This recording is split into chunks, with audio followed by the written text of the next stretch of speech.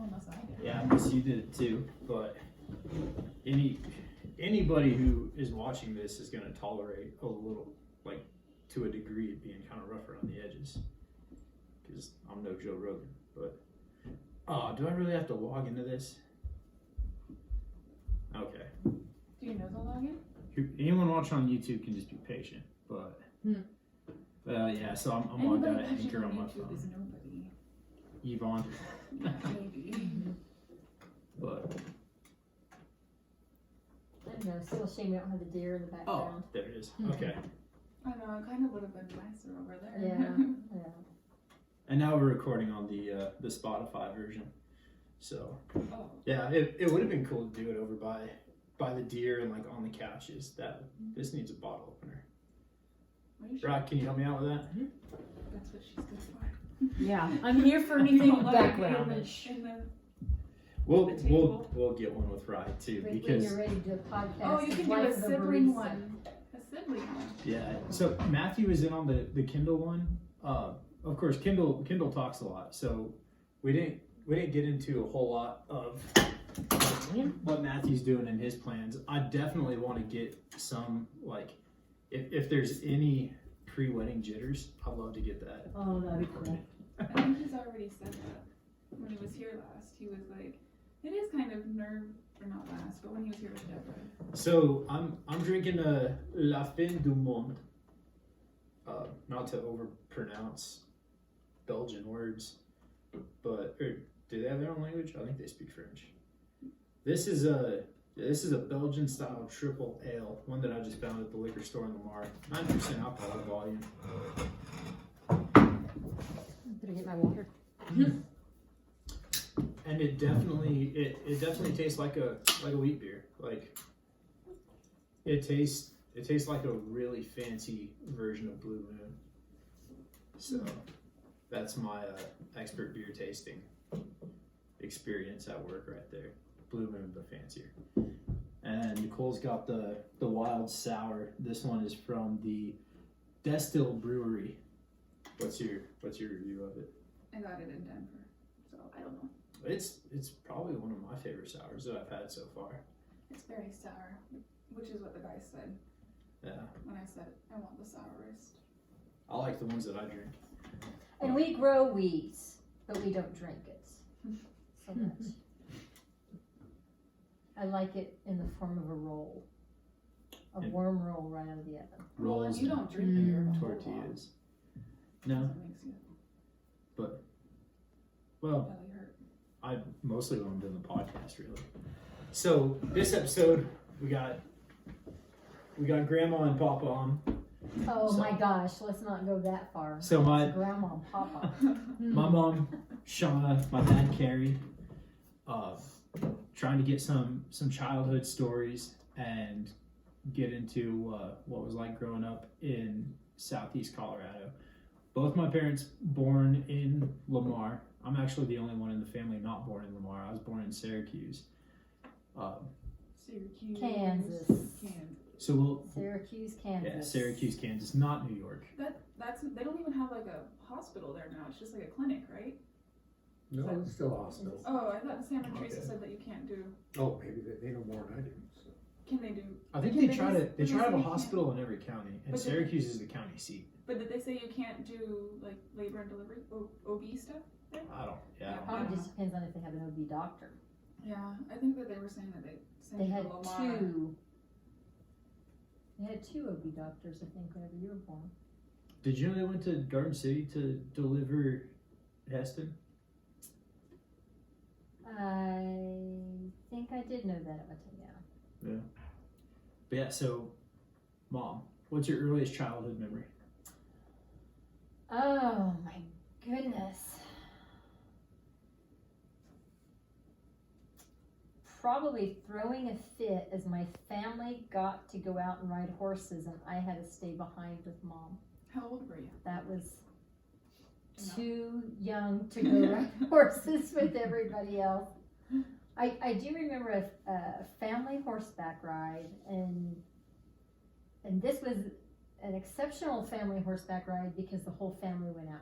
Mom never rode, But for some reason that day she rode, and of course I think we just went up to the windmill half a mile and back. But I rode with Dad on Cracker, and Darla rode with Mom on Debbie, and Roger rode on Red, and Gayla rode on Charlie.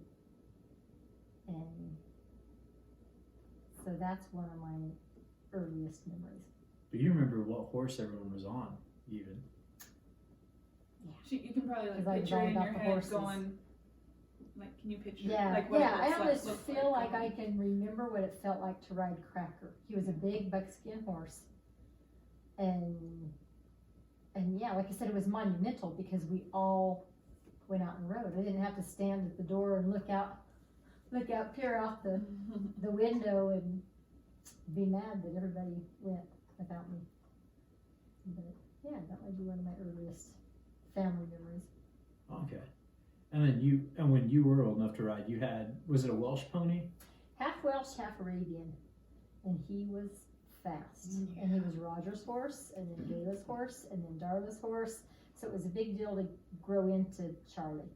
But he was a lot of horse. He was fast. And he was the horse that I was riding on whenever I broke my arm in 2nd grade. Because we were going up to, Roger was taking us up to run barrels in a soft field. And Charlie decided to run.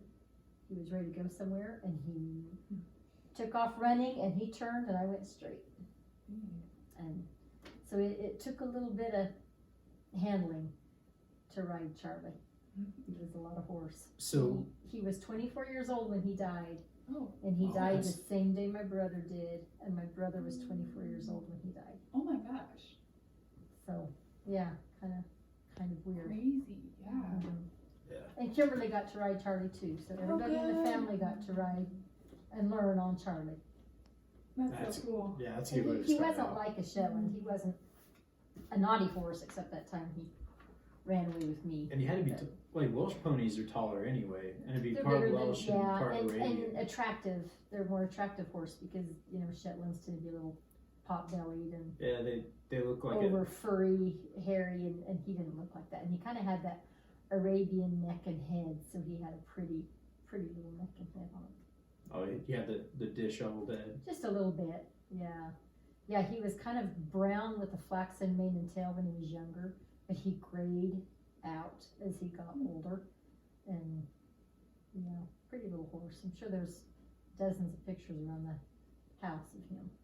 So for Lily, when you, who knows, maybe she'll even remember this, but when you broke your arm, I showed you a picture of me wearing the exact same cast that came up above my elbow. And then also a picture of your grandma Shawna wearing the exact same cast that came up her elbow. And here's the so I think you were in 1st grade when you broke your arm. 2nd grade. Oh, 2nd grade. I was in 1st grade when I broke my arm off of a horse. And well, so those are two different incidents, though. I didn't get a cast when I broke my humerus when we were test riding this horse in Los Animas. But so there's the broken bones. That's definitely, I imagine, going to be a common theme in our family for years to come. I haven't broke a bone. If who knows, maybe in the future kids will never break bones. They'll find a way to cure it. Yeah. Sure. Called, To it'll be called immediately video repair games. him or something. Yeah, it'll be called not going outside. And Kerry had a broken collarbone. Is that all you ever broken was your collarbone? I think that's it. How'd that one happen? Or we don't have to get into that I want to either. know, did you guys drink milk? I can tell When that you story were- at another Yeah. time because I drank could milk. I probably could tell You the drink story milk. myself. That's okay, so the doctors are all like, nah, because my kids don't drink milk. They like Think react to it, so they're think like, they're they're gonna have calcium bad deficient. bones and whatnot. And then like, I know people that don't drink milk. They still break their bones. I drank milk until we got a milk cow. Oh, and then you drink that milk. And so we had a year or two where we drank Unpasteurized raw milk. milk. And I'm sorry, I just thought it tasted nasty. Yeah, You couldn't put yeah. enough chocolate. From Blossom Time. Yeah, Is it- yeah, she was the first one. I don't even know that the second one had a name. I can't remember if she did. Yeah. That's what my And- dad used to get. Was And didn't you girls break give the cow. y'all gave Grandpa a stool to milk Blossom Time with. You have a And good when memory.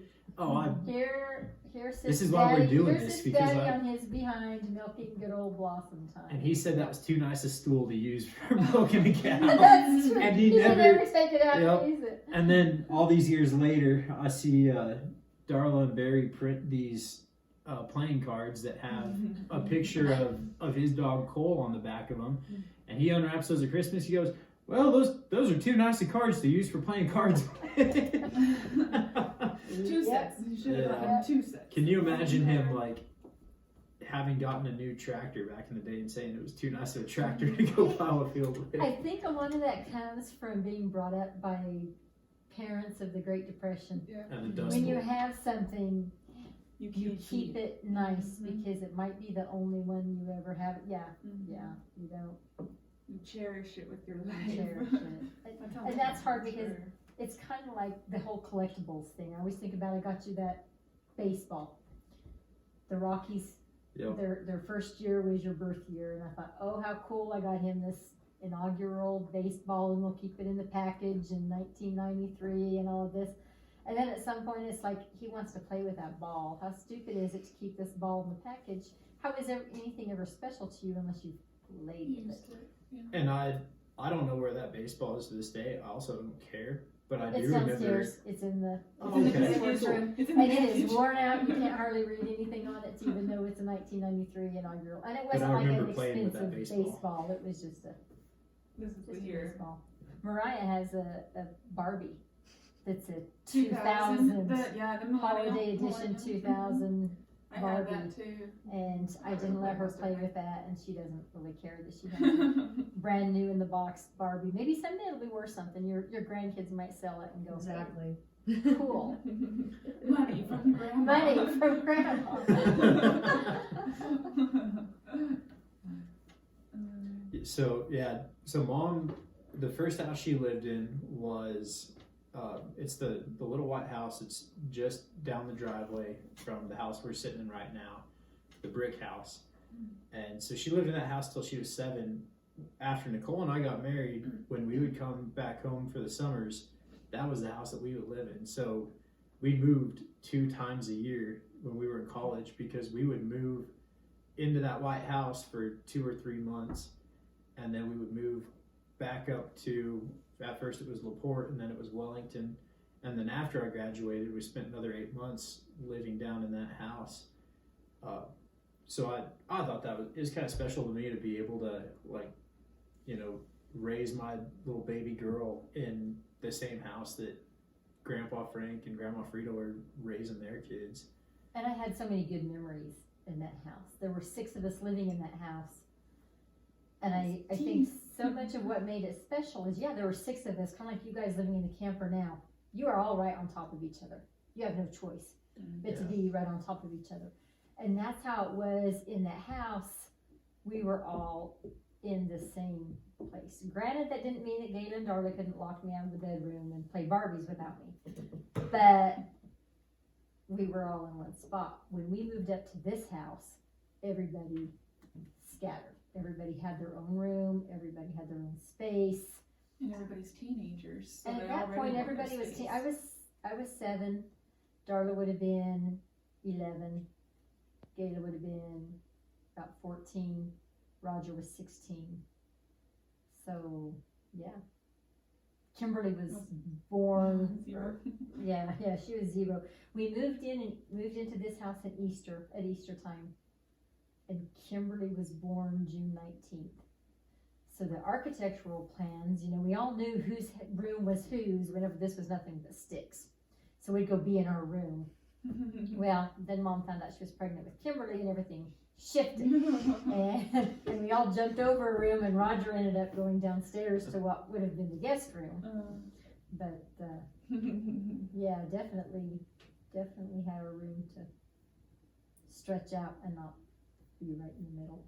Plus a lot of it is we were kids, and so we were more interactive in our younger years.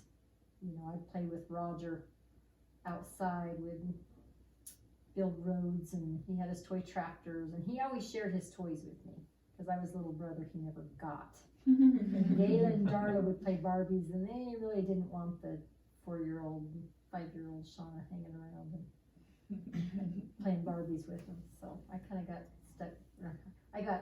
Roger got stuck with me, I should say. You rode a calf one time because it was Uncle Roger's idea. Because it was didn't Uncle you? Roger's idea. He thought I needed to get on Blossom Times. No, it wasn't Blossom Times calf. It was the next milk cow's calf.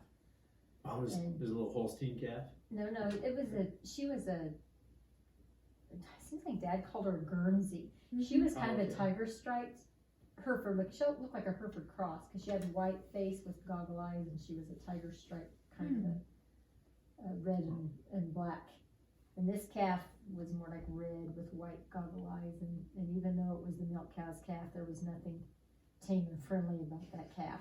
And, it dumped me after running me alongside the pipe fence. So, yeah, he could talk me into some things. Yep, I've definitely done that to Matthew and Mariah. The joy of being the oldest brother. Oh yeah, peer pressure goes a long ways. Can be used for good and for evil. Which is why the sibling podcast should be fun. Oh yeah, Confession time. we'll be able to get into some stories for sure. Oh gosh.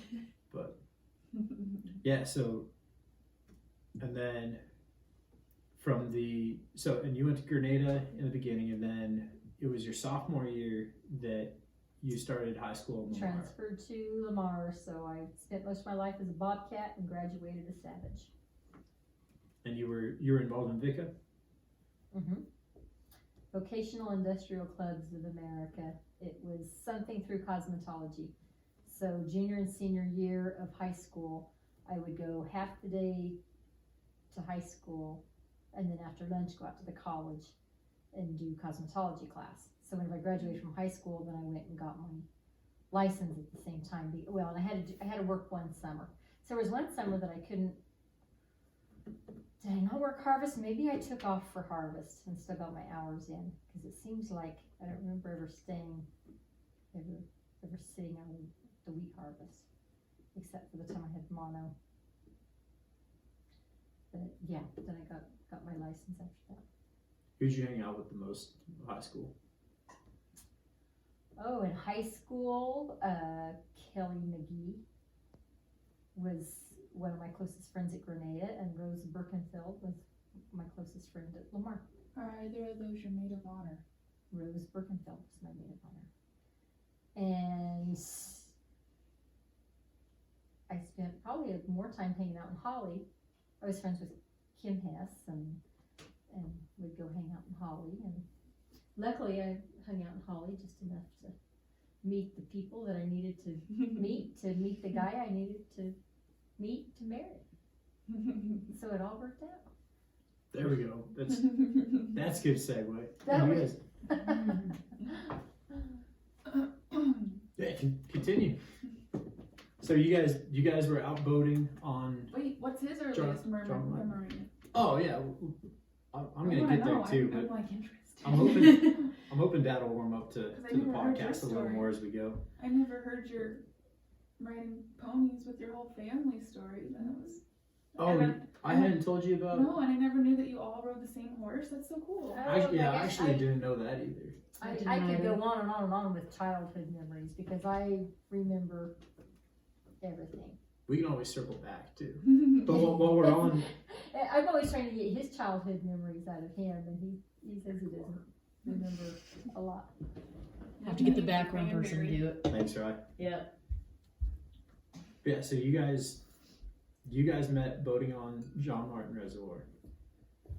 That's when we officially met. We'd seen each other around. We knew who each other was. I knew Okay. who he was. And yeah, it's impossible not to. I think my boyfriend told me who he was. But did you go to the John Martin with your boyfriend? Is that who it was, or just another The one friend? at the time. Okay. I talked to her on the phone a lot. Okay, that's what I couldn't remember if it was you were talking. Okay, because it was. What's the story? Okay, so the story, because nobody's going to see this podcast anyway. Because you really, So this one. There's you like really want to hear it. One Like, of the friends was Mom. he was calling. So and I was, something. thank you. Thank you, sweetheart. So I was dating a guy from Holly who happened to be friends with Kerry. And he was going to take me water skiing, and he invited his friend Kerry. So that was the first time I actually talked to Kerry, because But I had seen him. you were calling into the factory all the time, and I was forwarding you on to talk to him. So that was even. So That we were was talking to each before. other Oh, on you the were phone you were before. Yeah, because I don't think that was after, because you guys, did you date much longer after you was water skiing with me? Seems like we went water skiing in August, and I think. You tell me. I don't know. I think things went south about September. Yeah. Wasn't you babysitting somebody? Yeah, Their that's, first date was babysitting Monica. That's what Okay. you're thinking of. So yeah, we went water skiing with my boyfriend and really hit it off. Of course, you're talking about. I mean, you talk about. Basically, I would call into the factory, to talk to my friend. And like to make lunch plans or whatever. I guess is what we would have been the talking about. And The company had a policy, no personal phone calls, but as I worked in the production office, I was one of the ones that answered phones, and so they set it up where they knew that she would call in, ask for the production office, and I would usually get the call, and then I would forward it down to the production floor for. That's where your friend was. Yeah, he was working down there, Okay. which we never visited. I think we would just basically forward the calls for you. It's Shawna. So it was the Transfer me to first time. so-and-so. The first time that Kerry and I really talked was water skiing, and my impression was, oh, he is such a neat guy. I've got to set him up with one of my friends, because I'm forever wanting to play Cupid. I'm a big romantic, and so you know, got to have everybody matched up with the love of their lives. And all this Absolutely. stuff. And they have to be your friends. I was just so telling that you her could all be one happy family, right? Right, because I thought it'd be fun to double date with. Yes. Which is kind of funny, because the guy that I was dating, I just wasn't, you know what, I mean, he was kind of a friend before we were dating. He was very much a friend before we were dating, but I also didn't There's no future. see for it you. really going any further than just somebody to hang out with, kind of a thing. And so yeah, my whole thing was, I've got to set Kerry up with one of my friends. And I had some good-looking friends in That's a good-looking cosmetology. friend. He's going, why didn't she set me up with that good-looking friend? Yeah, Tammy Dorenkamp was one of the ones he caught. She was married. She was one of my married, good-looking friends. I can't even remember the name of that girl now. Blonde, pretty. She had a son. So, you know, I didn't know if he was ready for one of the ready-made family. Was she I still don't in high remember her school? name either. That's a good sign. No, she was in college. Oh, okay. She was in college. She might have been closer to his age than I was. There's 3 years difference between us. So I was a senior in high school whenever we started dating. We Okay. started dating November 19th. And, well, I go to Holly to hang out with my friends. And like the first time I ran into him, and it was the strangest thing, because I'm in the Holly parking lot, and this person pulls in a Bronco, and I don't know why I even stopped to talk to him. I didn't know who it was. I don't know why we both stopped to talk, and it's like, oh, hey, it's Kerry, and you know, we talked about, oh, what's everybody doing tonight? Oh, everybody's going out to South of Holly, I think is where. I think that's right. There was a party out South of Holly. Somebody's pasture or like an actual house? No, a guy's house. Okay. A guy who was probably much too old to be hanging out with high school people. Is he dating my sister? He might have been dating my sister. Not at that time. At times, Can't I think. Anyways. So, you didn't come out there that night. You came out there that night, I was out there. but we didn't see each other that night. Nope. Had to wait for a couple weeks later. This is, well, you were there, Anyways. so someday your grandkids might watch this. Yeah. Right now my kids are watching it, so we're not gonna go into details. That's the one where you were with another girl? No. Oh, okay. No. And you weren't into the Some, other girl. we I don't have to remember, ask questions. I about remember a something. story where he was just like, oh, I shouldn't have brought this No, girl. you're thinking of the very That was first. another You're thinking of the first time that I saw him at a party where he was Oh. with his girlfriend, That's what we And he did. was not and he having seemed it. like he was not in a real good mood. And This girl stinks. then, yeah, I don't know if that's what he was thinking or not, but That's No, what he says he's we- thinking. We had some narrow misses too. Like, I don't know, they're just, you and I were always just kind of around each other. And, well, then again, we knew each other for quite a while before we started dating too. Yeah. But it was because of your ambassador position that you met, right? No, Yeah. well, Well- no. Oh, you had We- met Well, they- before so- that, but Well, you we didn't didn't want bumped to dance. into each other. You didn't want to dance. It was Zumba. I said, come dance, because I don't It want was to a be Zumba alone. class. It There was, wasn't Zumba. it was. And it wasn't Zumba. It was all sorts of dances. And I was like, this is not what I thought it was going to be. And there was Whatever. one guy there that was his It was friend. interpretive dance, okay? Yeah, whatever it was like 40, 50 girls in Not there. that many. And one dude who was my buddy, and I was And Well, that your guy odds was would've the been good. smartest I was man stopping by to in talk that to building. Odds were good for him. well, I'm the one who ended up married, so Yeah, I don't know about him. yeah. He was a little strange, but he was really nice. And then he Christian- brought Kyle over. Christian so- never had a, so he was kind of interested in Kayla, and that's when I started dating her. I don't know, maybe it's when other, like, I think because somebody else was showing interest. I must get on this. My girlfriend. Yeah. In fact, one of my buddies had said something about you, and I noticed that I was kind of like, okay, now I know to keep him away from her. It was And that was probably- long before we were dating. It's But probably one of the guys from ROTC because I was friends with me and Caitlin were Yep, friends with. it was one of the guys from ROTC. Yeah. Cool. So we got to basically you guys meeting and gradually ended up dating. First date was babysitting Monica. You kind of say that because, I mean, I still think back to whenever I went back to Holly a couple weeks later, or a week later, whatever it was, and we were cruising around with Russell Tremaine Johnny, and Johnny Lyons, and I had, Stacy, wasn't it? was it Stacy or Janine? I Oh, think it was Stacy. when It was Johnny Stacy. with me. And Are so you in yeah, the same car or separate cars? we're in his Bronco Oh, okay. and cruising around. Where was I sitting? He's on the little console, weren't That's you? what I'm almost But that- picturing. that- Because I'm that picturing the time- guys. No, That because time because Janine was with us in Janine was with us. that night. But I think when we were cruising with Johnny, was that when I still had my car before I got the broke? No, I don't. I don't remember being in the back seat because I seem to remember. I thought Russell Johnny and- and Stacy sat in Johnny. the back or something. maybe You so. maybe sat up front with me or something. Anyways, yeah. So we cruised around that night, and that's whenever I said, "Hey, I babysit my," because he lived in Lamar, and I said, "Hey, I babysit my niece every Wednesday. You ought to come over next Wednesday and hang out." And so So we did. we did. Well, but how did we do?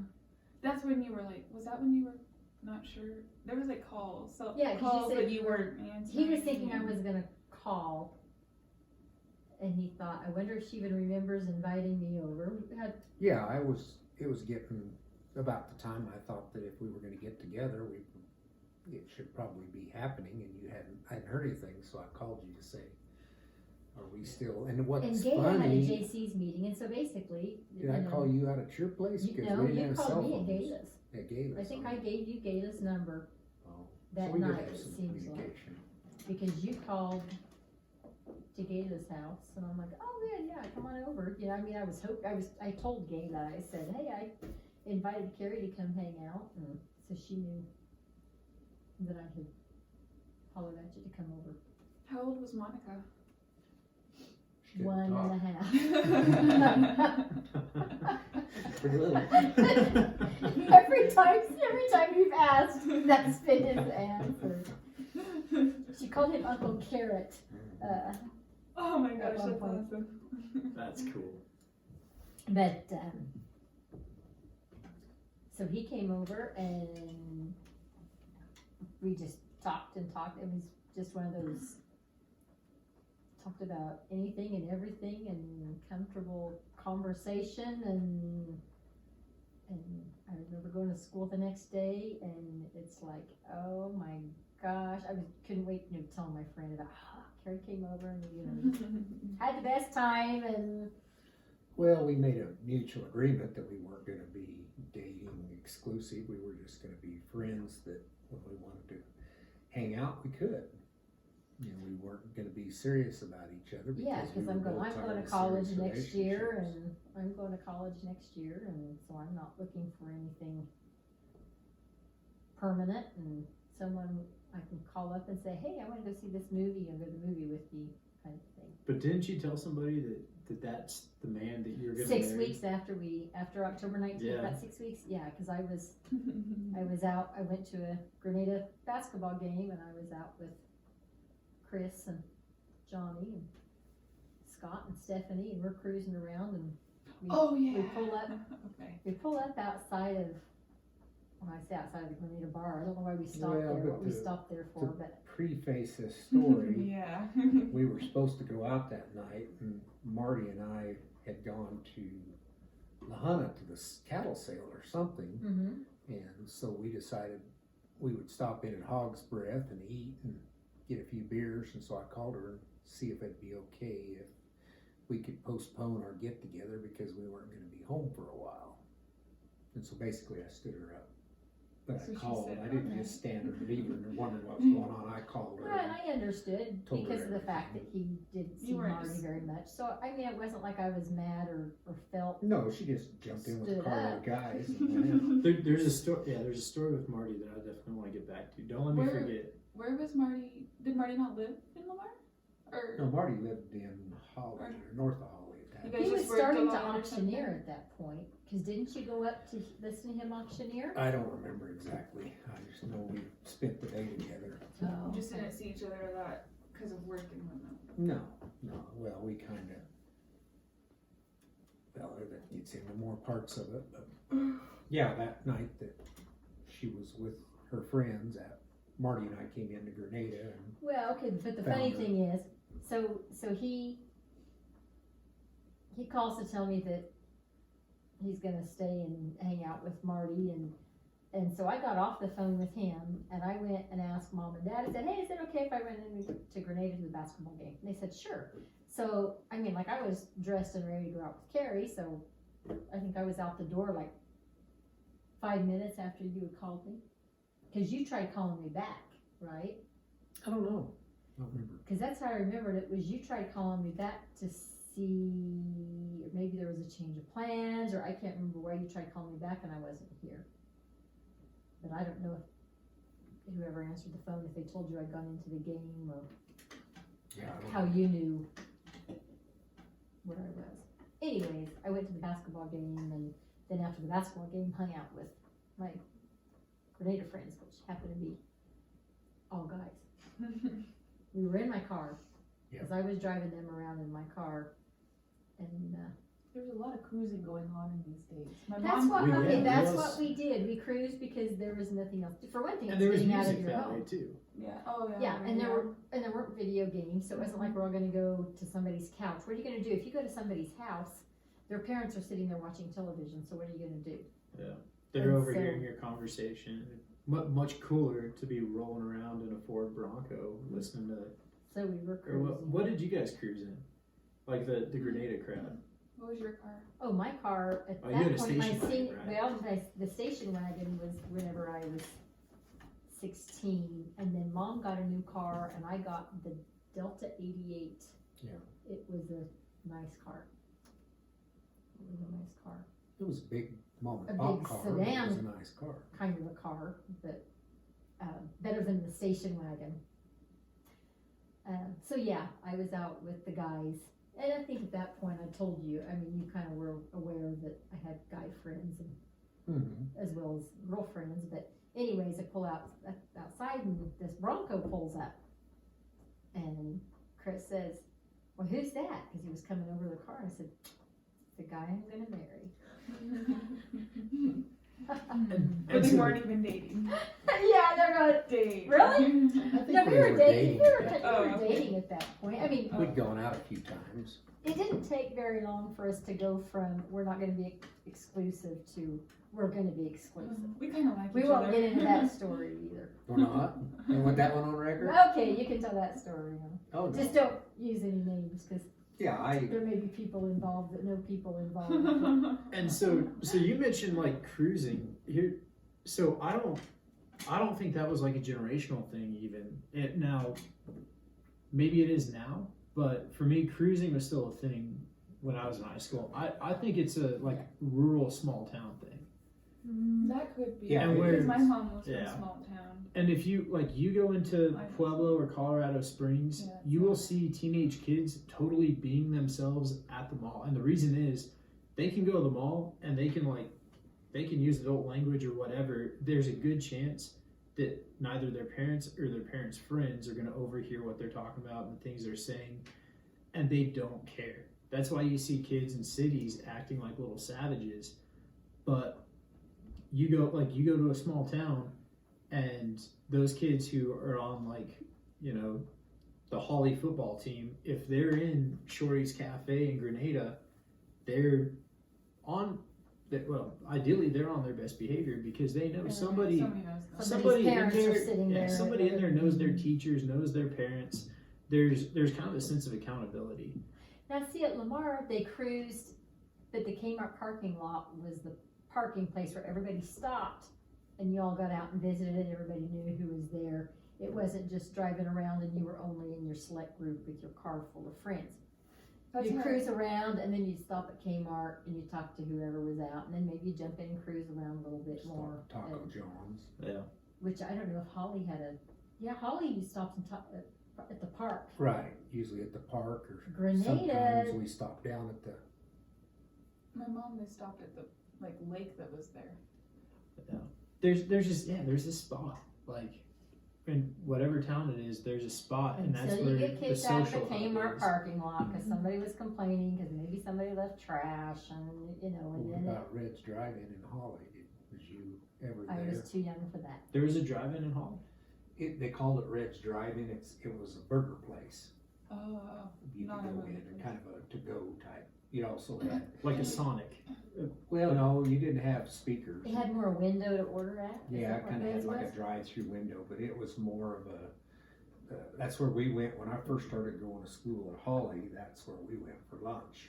Well, if we didn't eat at the cafeteria, because they had pool tables, stuff in there, arcade games, and so we'd go in, and of course, you go to school with the kids whose parents own the place, and so you're just going with them.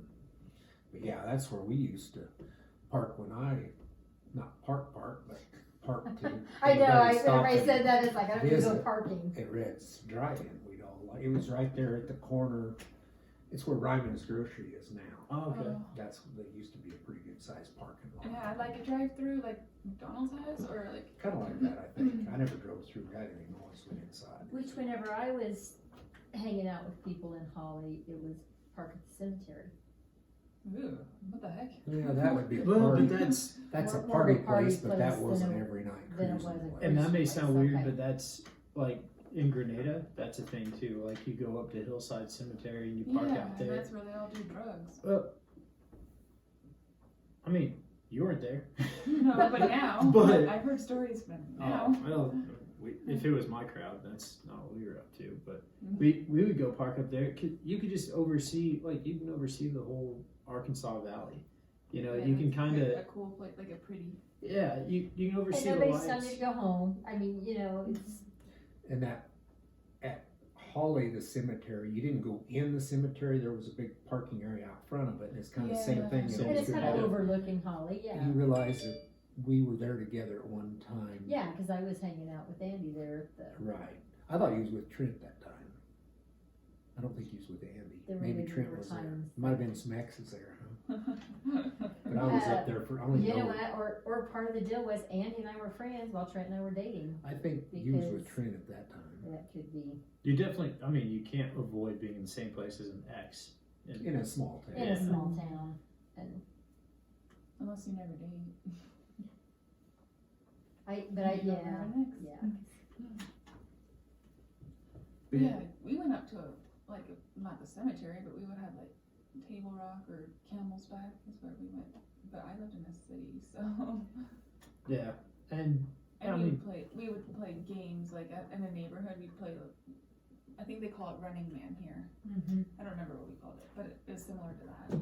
But we never. but in Boise, Like, Yeah, like in a suburb, In a like in a suburb suburb of of- Boise, like a neighbor, one of the nicer Maybe. neighborhoods where, yeah, one of the nicer neighborhoods where most of the Mormon kids lived. yeah, it's cool. So, Dad's childhood. So, you were born in Lamar, of course, and then started out. You all were going to school in Plainview. Yeah. And Did you? how far out of Holly did y'all live? We lived about, I think it was 22 miles. Oh wow. I don't remember if that was to Holly or Plainview, but I know we were about, it seemed like the same distance to go to school at Plainview or from Holly. Yeah. Lived around that same area all my, through school and high school. I lived in Kiowa County when I was going into elementary school, and then Dad started working for Earl Reiner, and then we moved into Prowers County, and I went to Plainview for like a year or two, and then I switched to Holly so I could take FFA. Yeah, and that was Grandpa that wanted you to be a part of an FFA Yeah. program. And I think probably Delvin and Earl had some influence on it too, because they seen that I was kind of farm oriented, so they thought that'd be a good program to get me into. Is Plainview still a school? They're still a school. I don't know if they got very many kids, but they're still a school. Well, one thing they seem to be doing in towns like not town, but at schools like Plainview and Carville, they try to bring in foreign exchange students to kind of help their numbers. So I know, yeah, Carville always has a good population of these It's like These half- kids probably imagine you're I like was like, oh, you poor kid. you're in Hamburg, Germany, and you're you're watching movies that are shot like set in L.A. or in Chicago or New York. Going to America. Oh, it's gonna be so cool! And you come out and you're like in the driest like part of Colorado, like smack dab in the middle of the country, not close to anything you've ever seen Not on a mountain TV. to be seen. But I yeah, guarantee yeah. you, well, it's good for those kids. It really, like in retrospect, it's not what they dreamed of, but I think it's good for them because they experience. And a lot of them come from wealthier families. You Yeah, know? to be able to do that. Oh yeah, So the Brazilian, Colombian, the Colombian girl that the alms brought in.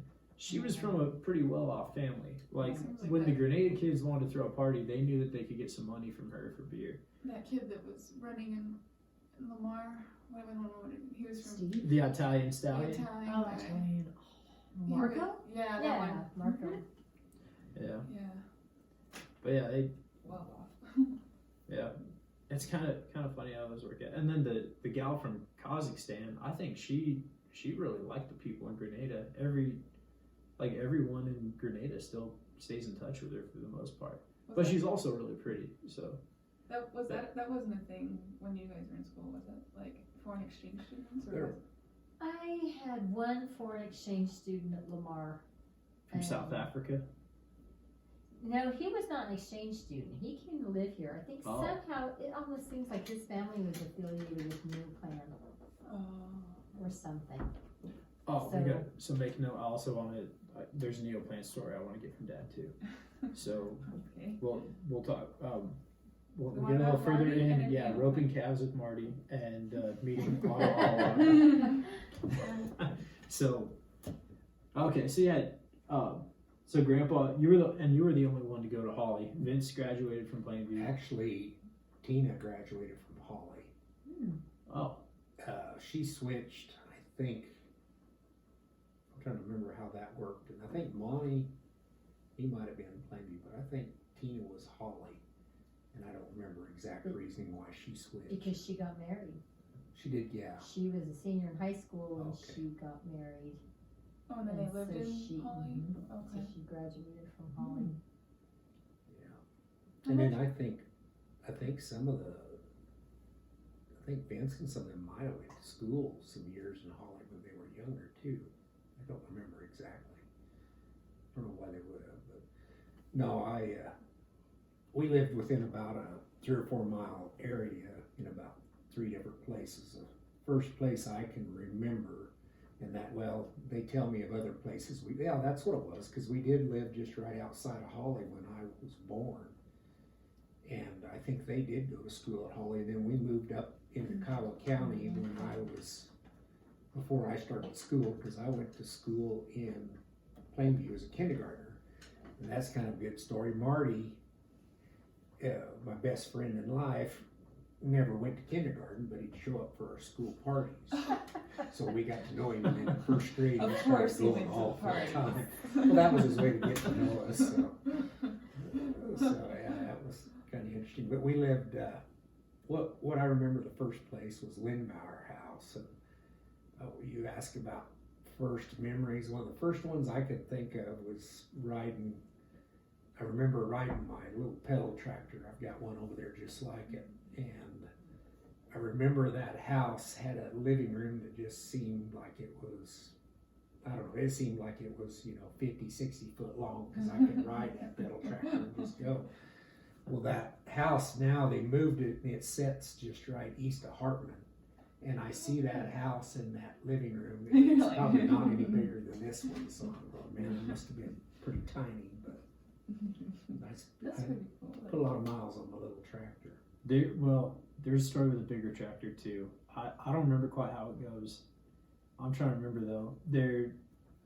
I thought there was like a little 40-acre field that Grandpa Babe said you could go out and you could farm. And I think you were on a smaller tractor, and you hooked it up and everything and just Yeah. went after it. Yeah, the first tractor experience was Dad had, of course, tractors sitting in the yard, and I'd watch him start them, so I went out in the yard and I was able to start the tractor. I don't know how old I was. I had to be pretty young, but It wasn't a crank start though. It was electric. Oh, it was electric. Oh, but okay. It was an old like John Deere 3010, and in a John Deere you have to, on the throttle, you pull the knob out, pull the throttle down, that turns the fuel on, and then you turn the key on and push the button. Well, the thing I didn't know was, in order to shut it off, you can't just shut the key off. That doesn't shut the tractor off. You have to shut the fuel off. So you have to pull that same knob back out and raise the throttle up to kill it. Well, I got it started, but I never could shut it off. So Mom had to go out and shut the tractor off. And I think after that, the keys didn't get left in the tractor. Now, the story you're talking about was, I think I was just starting.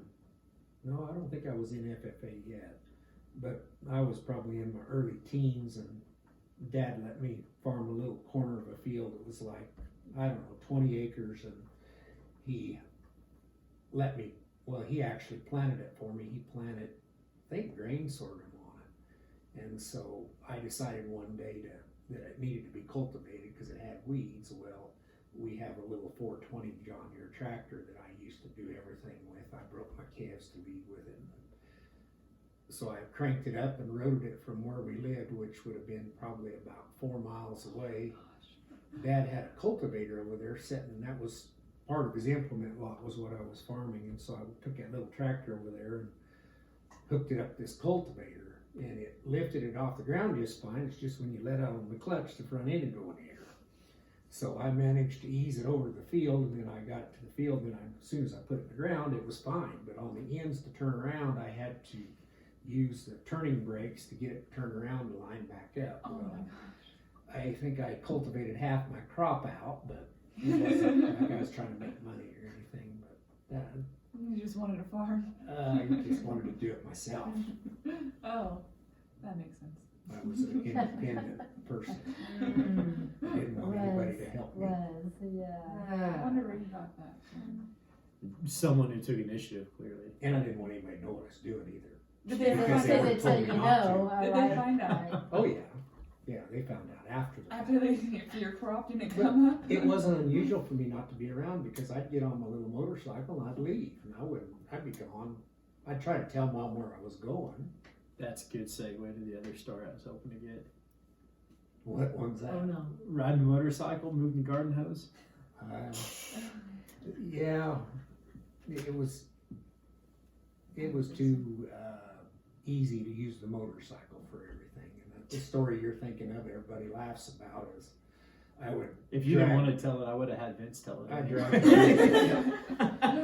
I was apparently dragging hoses around the yard and forgot to unhook it from the hydrant. So when I got to the end of the hose, it flipped me. But And it Did they seems, see it, or like did people see you do that, or did you just tell them? well, I think I wound up crying and somebody come out and I don't remember if they had to What get the happened? motorcycle off me or not, but I thought I was in bad shape. And that's why they all were laughing about it. Yeah, Tina loved to tell that story. Yeah. Mm. The Marty had a little tiny 70 three-wheeler, and at the time that thing seemed huge, and now I see them, they're about this big. Oh.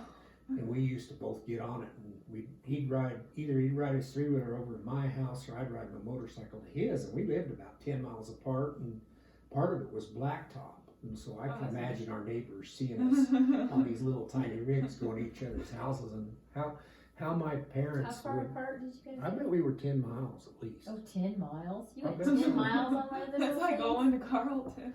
Yeah. Yeah, and that's we would- crazy. We would tell our parents, well, we're gonna go spend the day over at so-and-so's house, and we'd take off on our rigs and do that. Marty'd come over, and then, I think he had his three-wheeler before I got my motorcycle, and so he'd come over and we'd both get on it, and we'd go riding, and Earl had this manure pile at the back, where he stacked the manure out of the feedlot, and it was old and dried, so that's what we rode on, and You get this look on your face. I know, it was like fertilizer. And so we try to, if a three-wheeler, they're very front end light, we try to climb it, so They both killed of a us, lot of people, three-wheelers Yeah, were they did. dangerous. we were both trying to climb this manure pile. Well, I think I was riding behind him, and that's the first time we learned that you can't do that because it puts too much weight on the back, and we flipped it over and went back down the hill. We didn't hurt it, I don't think, because he still had it. Well, in fact, he probably still has it up there at his farm. It doesn't run, but You rolled in the poo, yeah, but it's all dried. so you didn't smell like It's it. more like dirt, No, like it dirt at didn't. that point. Probably had weeds growing on it. Yeah, it'd been there Okay. for years. Oh, right. Yeah, Okay. it's I mean, cured. things dry fast here, so It's I didn't cured. know if it was. I think I even rode on the manure pile at the house south of Grenada on my little lady. Yeah. But, and then, yeah, so roping calves with Marty. Well,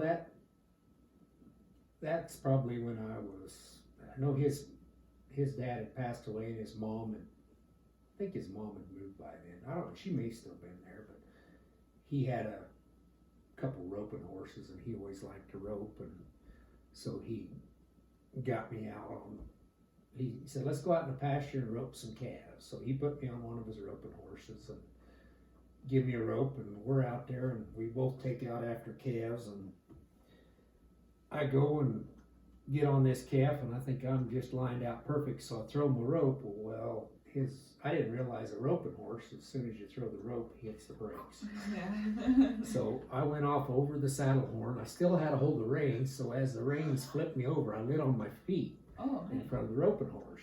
Kind of hard, but Marty wasn't watching me, but I don't remember if he caught his calf or what, but he stopped and turned around, and he told me, he says, man, you got off that horse fast. I said, yeah, and I explained to him, it dumped me. You're like a calf roper. kind Yeah, of no, deal. I think after that I learned to hang on when I threw the rope, but I never did become much of a roper. I'm gonna take an intermission right here.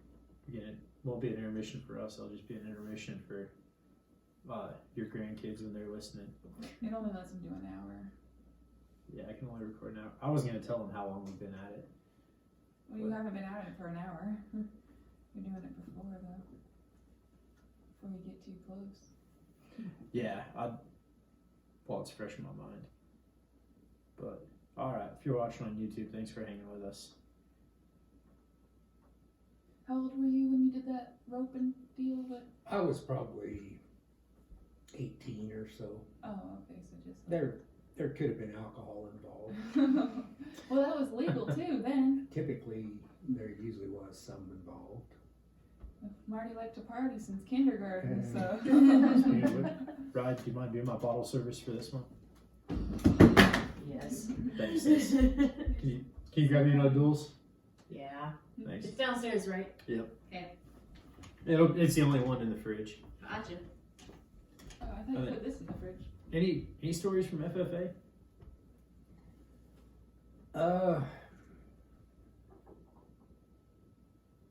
I once was on a TV show called Ag Day, I didn't know about that. Yeah, I think I was a freshman in high school, and wasn't that the name of the That sounds TV right. show back? They used to always have FFA kids come on, and I can't remember the guy's name. He did it for years, the same host. I should be able to remember his name, but myself and I think it's either Steve or Kevin McCracken and somebody else from Holly. We went to Pueblo, I think, to a TV studio, and we had to wear our official dress, and we got interviewed. And I remember my question because it's kind of one of those deals where as I think about it over the years, I'm thinking how my answer wasn't very good. He asked me if I understood what PCA was, which was Production Credit Association. Now that's called Farm Credit, but back then I think it was called PCA. I don't remember what the exact question was, but it basically had to do with my understanding of what PCA was. And I said, well, yeah, of course I know what it is because my dad and my brother and I all have loans, because that's where I used to get my loans for my show steers from.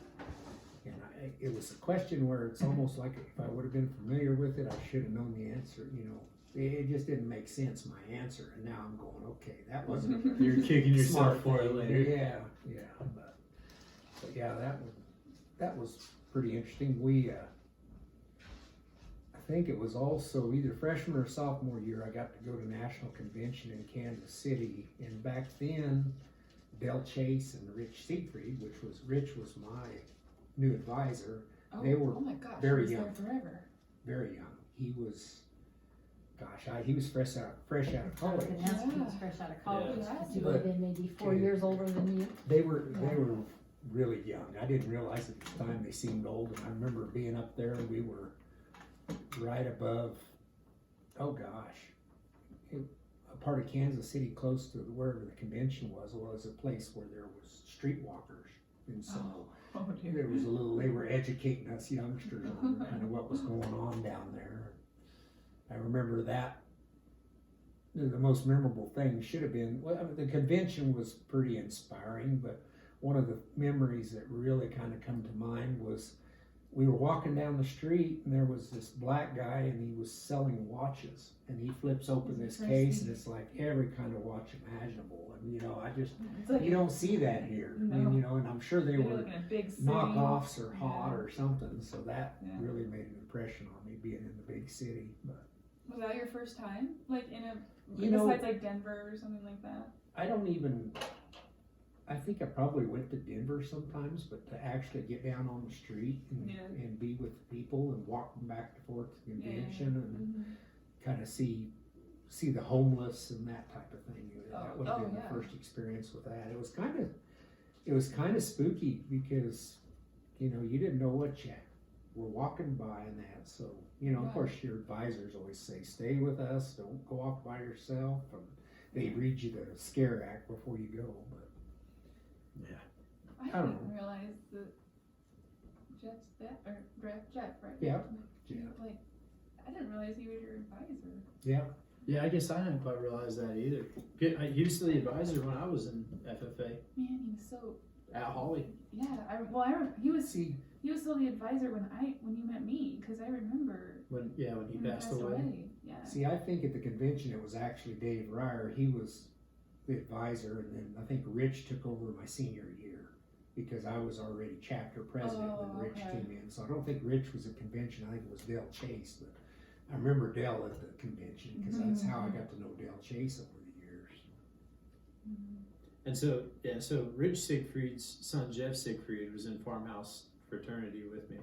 And while this is fresh in my mind, I also want to talk about, Mom mentioned Chris, cruising around with Chris. That's Chris Ortiz.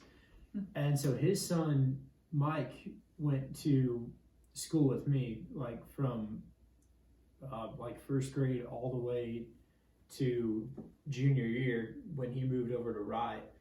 And so my first beer, like the first time I drank, was when I was 17. We were having a send-off for Michael, or landfill as I've always called him. we were having a send off for him before he left for Rye, and that was up at Campamachi. Wow, first I had year. I had Caleb Duval get us a 30 rack of Bud Light, and he didn't believe it whenever I first asked him to grab us a case of beer. He told Ashley, he was like, Train and Kyle want a case of beer. I think they're about to bust me for selling to minors. So he met me over at Shea W. Duval's. I got the 30 rack of Bud Light, took it up to Campamachi, and we all took a sip, and we were like, man, this stuff's terrible. And so it wasn't too long. We're sitting up there, and we see headlights, and we're like, oh man, so it's Coach G and Coach Hopper. Like, we knew it because we're in Campamachi. We were pretty sure that's where they did their booze cruise, and we were like, oh, it's Coach G and Coach Hopper. They're up here, and they're gonna bust us out here drinking, and you know, we're gonna miss basketball season. Of course, that was the reason, you know, everyone was so afraid of drinking underage, is because you'll get turned in and you'll miss a state championship game or something and you'll fail your hometown. But we see those headlights, and it's Caleb and Kevin Merritt. They come cruising up and talking trash to us, just kind of laughing at us, being a bunch of youngsters drinking our first beers. And Train's like, hey, go back to the liquor store and get us some girly stuff. And he hands some cash over to Kevin, and they hang out for a little bit. They go back, and then they come back with some Smirnoff Ice. Oh, and they were just 21 because Caleb's 4 years older than you. Kevin wasn't 21 yet, but yeah, Caleb was.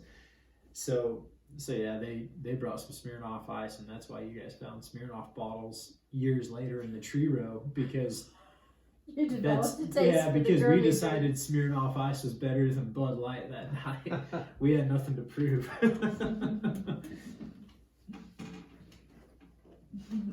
Beer is an acquired taste. It takes years. Yeah, same. Apparently that's wine too, because wine is. I'm wondering if O'Doul's always tasted this bad, or if this beer's just that old. This beer's at least like 3 years old. It's been Did you fridge get for a that? while. Was that the beer that you got for like Matthew or something? Yeah. Oh, Matt. Yeah, when you had, I think Jake came out. Was it when Jake came out? Kalen Blecker was here, but yeah, we had I thought the guys, Bud Light and we had O'Doul's like in the some fridge. cross country guys, came That's what I out. thought. But I'd review an O'Doul's non-alcoholic beer right now, but I don't have much good to say about this one. Oh, what's that? That Mexican beer. They have non-alcoholic. Dos Equis. They have non-alcoholic beer now. There's I think it's them. either that I or mean, no, it's Modelo. Heineken. That's who has. German? It's not. It's not Mexican. Yeah, the Heineken's actually an American beer, but it was a German dude who came over to America and started brewing. Same as Anheuser-Busch. Those were German dudes. I think they were German dudes who came over to America and were brewing here. But There's a Neoplant story. I think it's time for Mom to tell some stories to give me. Oh, did you ever do like FFA or anything like that? I did Vika. 1 year of FFA. Oh, I had a Before you really went to- poor FFA advisor. You do need to hear the Neoplan story. I love Kerry's Neoplan stories, his progression through the factory. oh yeah, all the way up to when you met Otto Allwater, if I'm saying his name right. Albrecht. Aubrich Allwater. Yeah. Of course, most of my family worked there, and Neoplan was a bus factory. right. Yeah, I was going to college. After I graduated high school, I decided I wanted to become a welder, and so I went out to the college here at Lamar, and I also had a part-time job at the bus factory, and so I'd go to college. I'm trying to think how that worked. I think I went to college in the mornings and worked at the bus factory in the afternoons, and I rode with Mom. How did that work? Yeah, I rode with Mom, and we got on a bus in Holly. We went to the factory. I kept a car at the factory, and I'd jump in the car, I'd run out to college, and then I'd drive back, park at the factory, and work all afternoon. Well, I started out in it was a part of inventory control, but I worked with a guy that we repaired things.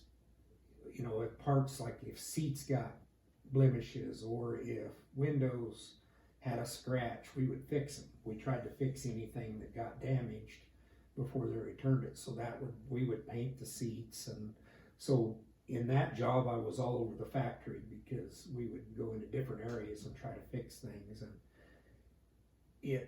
I think I worked in that department until I got sick with mono. And when I got sick with mono, everything come to a screeching halt. I had completed the first semester at college, which was oxyacetylene welding. And I think we were just starting to get into TIG welding and MIG welding, and that's when I got sick. Well, I got so far behind on college, I just quit college. And by that time, I had seen enough of the welding department to realize that I didn't want to work in that environment. It was really, the air was hard to breathe. The people that work there, they always had black on their faces, and I mean, it just looked like it wasn't something I didn't look forward to going into that part of the factory for long. So I thought, I don't want to be a welder anyway. So I went ahead and went to work full-time at Neoplan and didn't go back to college. Well, my first job was working, I still had the same job when I went back, but pretty quick I got offered a job within the warehouse of driving a forklift. And so I did that and I'm not sure how long I done it, maybe a year or so. I delivered a lot of parts from the warehouse to the factory, different locations. I And you would have been unloaded 18. trucks. Yeah, I would have been 18 at that time. And one of my favorite things for forklift driving was when we'd get a snow, I'd get there early and I'd put a blade on the forklift and I'd blade around the factory. So here you are going full speed plowing snow. I still enjoy doing that today. Well, I worked driving forklift, and then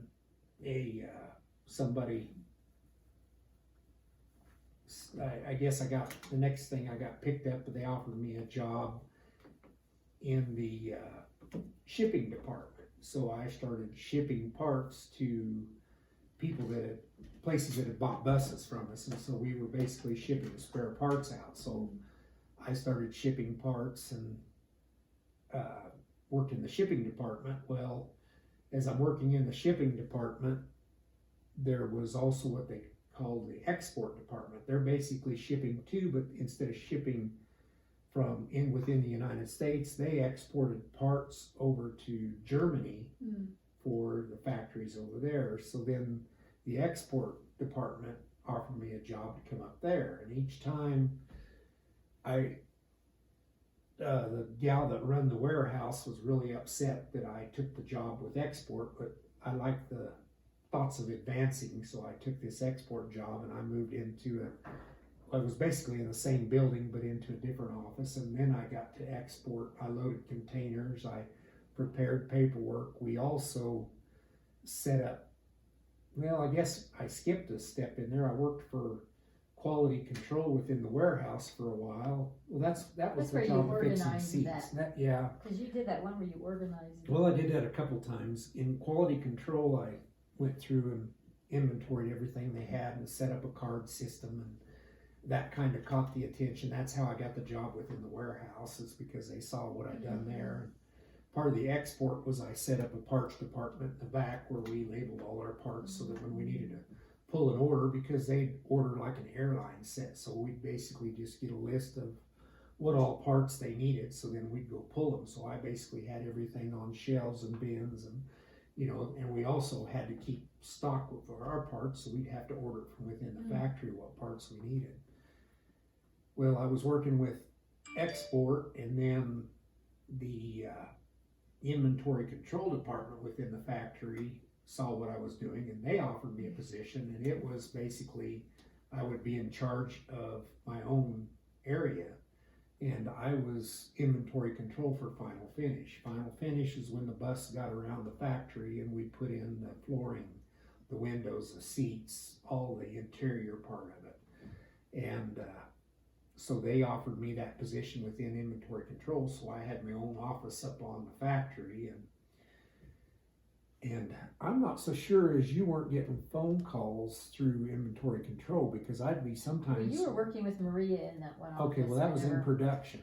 Okay. Well, in inventory control, I was in charge. They would send me a list of what we were gonna build for the next month, the next 2 months. And so I was to take the engineer's stuff for the buses and to check with purchasing to make sure that they purchased all the parts for the upcoming run of buses. And that was one of the things I had to monitor. I also had to make sure that every day the parts were delivered into the factory from the warehouse, the job that I used to have, all the parts for that day's production. So I had to keep a running total of what parts we had up in the factory to put the parts in the buses. I had to also make sure what parts were coming in for the next month and make sure that everything was happening. That was the most stressful job I've ever had. I didn't sleep a lot of nights. I got sick because worrying I missed something. Yeah. And then from there, I'm trying to think how that worked. I got offered a job up in production, and I went up into production, and we, with one of my cousins that was a computer guy, we developed a tracking system for all the buses within the factory so that we knew so every night I inputted the information in the computer, and we had a printout every night of where every numbered bus was within the stage of the factory. Logistics. Plus, we also kept an inventory of what buses were in the boneyard that still needed parts, and that report had to be sent to Germany every night. Oh, gee. And so every night I would go into the factory and I'd send that report to Germany, and I'd also call and talk to her when she Oh, I was was at in college. college at that point. Now, before I was in college, though, you were also managing the bus drivers. Well, but that got added to me as a side job. I was doing the production part of it. Then they gave me the delivery part of the buses. So when buses got completed, they had to be delivered to the cities once they were finished. So as soon as the bus was finished, I had 14 bus drivers that I was in charge of. At this Isn't point, Uncle he's one of them? like 21 years old. Well, yeah, 20 or 21. So I was still doing the production gig, and I was arranging the bus drivers. So in order to get the bus drivers lined out, I had to get all their money arranged from accounting. So I got them envelopes with all their cash in it. I had to book I didn't do any of their hotels. They took care of that themselves. I had to book their return flights. I had to get them lined out where they were delivering to. And so I had to schedule drivers. Well, and part of that too is I also had to take over their compensation. So then I started evaluating bus drivers and recommending them for wages. I had part-time drivers, full-time drivers, and I started a system because I had some bus drivers that would come in and they would spend $800 on a trip delivering a bus. I'd have another bus driver on the exact same trip, he would spend $1,200. So I thought, this is odd. So I started making them turn in receipts. Well, the bus drivers would turn in packets that had blank receipts. So I knew they were filling out their own receipts. So then I started a chart, and I started charting them, and I started telling them, you're my most expensive driver, so you're not going to get a raise next time around. So that kind of developed. Kept people honest. Right. And then another thing, while I was doing that, they threw retrofitting on top of that to me. So I was doing the production plus I was doing the delivery. Well, if we had buses in some city that had problems, well, then they had me arrange getting people out of the factory to go on a retrofit job. So like sometimes Vince would go out. So I would get him arranged to go out and handle the retrofit. Okay, that's crews. where he was going. I remember him talking about going He's done like a lot of Pittsburgh or that. something like Yeah, that. he used to do a lot of that. Well, He's Brownsville. got some cool stories. Yeah. I gotta give Vince on this sometime. You do. Because it was also his driving tractors up to the state capitol for yeah, he's got some neat stories of yeah. the American Ag movement. Oh yeah. But from the production, where I worked in the production office, I got to be Well, that was when I was working for Al Marshall. He was one of my favorite guys to work for. He brought me along and he pushed me. He kind of groomed me in a sense because he switched me from wearing regular factory clothes into getting me to wear suits and ties. And so then, You're the boss. yeah, he had me because here I am, this young The kid. 21-year-old Yeah. boss that's People aren't gonna take in you charge of these seriously. 40-year-old, The guy who was a 50-year-old forklift Well, drivers. these guys were Not too long 60s and ago. 70s. Yeah.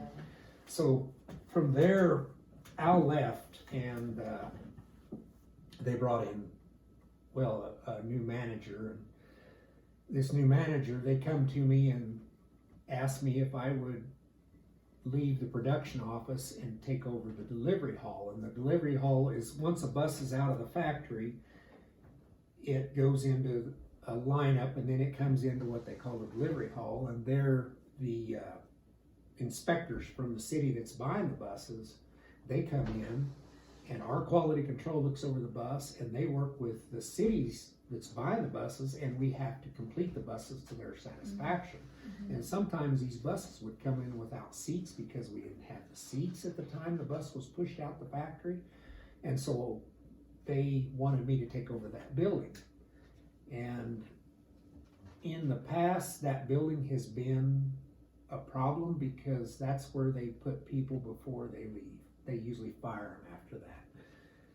I didn't want that job, so I told the plant manager I don't want to take that job. And he says, I'm just going to tell you that you can either take the job with a raise or we're going to give you that job without a raise. Oh. So I said, okay, well, I guess I'll take the job. So Another choice. I moved over to the delivery hall and they remodeled offices for me. They remodeled my office, which was a pretty nice office, and they remodeled an office for my secretary because as I moved, I got the delivery hall, but I didn't get to leave all my other jobs behind. Oh, you got more jobs too. He got to take all of his old jobs with him to the next job. So I got Yeah. to take all the reporting with me. I got to take all the deliveries with me. I got to take all the retrofitting with me, and then I got the delivery hall on top of that. And I gained 40 people under me. Oh, great. So here I had 40 people, but I realized right away that I cannot go down on the floor and manage this. Yeah. So what I did is we had 5 lines. We also had a paint booth, so if there was any blemishes in the paint, you didn't have to go back to the factory because the factory paint booth was in the line. So there was no way to move a bus in. So we had our own paint booths. We had, I think it was 4 lines or 5 lines with pits that we actually could work on the bus just like they did in the factory. And each line was already structured, had foremans for each line. And so I'm going, these guys aren't doing nothing. So I brought them all up there. And here's these guys. I'm the youngest in the room. These guys are in their 30s, some in their 50s. And I told them, look, we have to operate this thing in a way that it's supposed to be operated. You guys are going to be responsible for each line. You're going to be working on those buses. And I'm in charge of you. Yeah, I'm in charge of you. I'm not coming down there to make sure it gets done. I'm going to talk to you to make sure it gets done. So I was able to stay up in my office and take care of all the other things, which I put the production reporting and a lot of that and the drivers and that over onto my secretary, but I still oversaw it. But she was able to type up my memos, and I used to type all my own memos and all that. Well, I kind of turned that over to her, and so That helped with load. yeah, I was doing that job. I don't remember how long I was there. I was probably there maybe 6 months. And I enjoyed my job. The worst part about it was I had to go to daily meetings with the vice president of the company, and she was always unreasonable. I never cared for her. And she was always putting crazy demands on us, like, we got to get those buses delivered, and she wouldn't pay for the parts. They were bad about that, so we didn't have the stuff to finish them, and she's, they why had to aren't be these finished. done? And we're going, well, we don't have the parts. And so, of course, I was dating her at the time, and her dad had, I don't remember if it was you or your dad, asked me about working harvest. Somehow I was set up to come and work harvest because we'd went and picked up semis with with her dad and drove them home. So I was gonna come out here and work wheat Plus harvest. it'd be my chance to see Spend my some boyfriend time. through harvest, because normally harvest, you're spending a couple weeks plus out there in a combine and you don't get any social life. So hey, I'll just get my boyfriend out in the field. And you were at college for the rest of the year, so now you're like finally some actual time. Well, at that point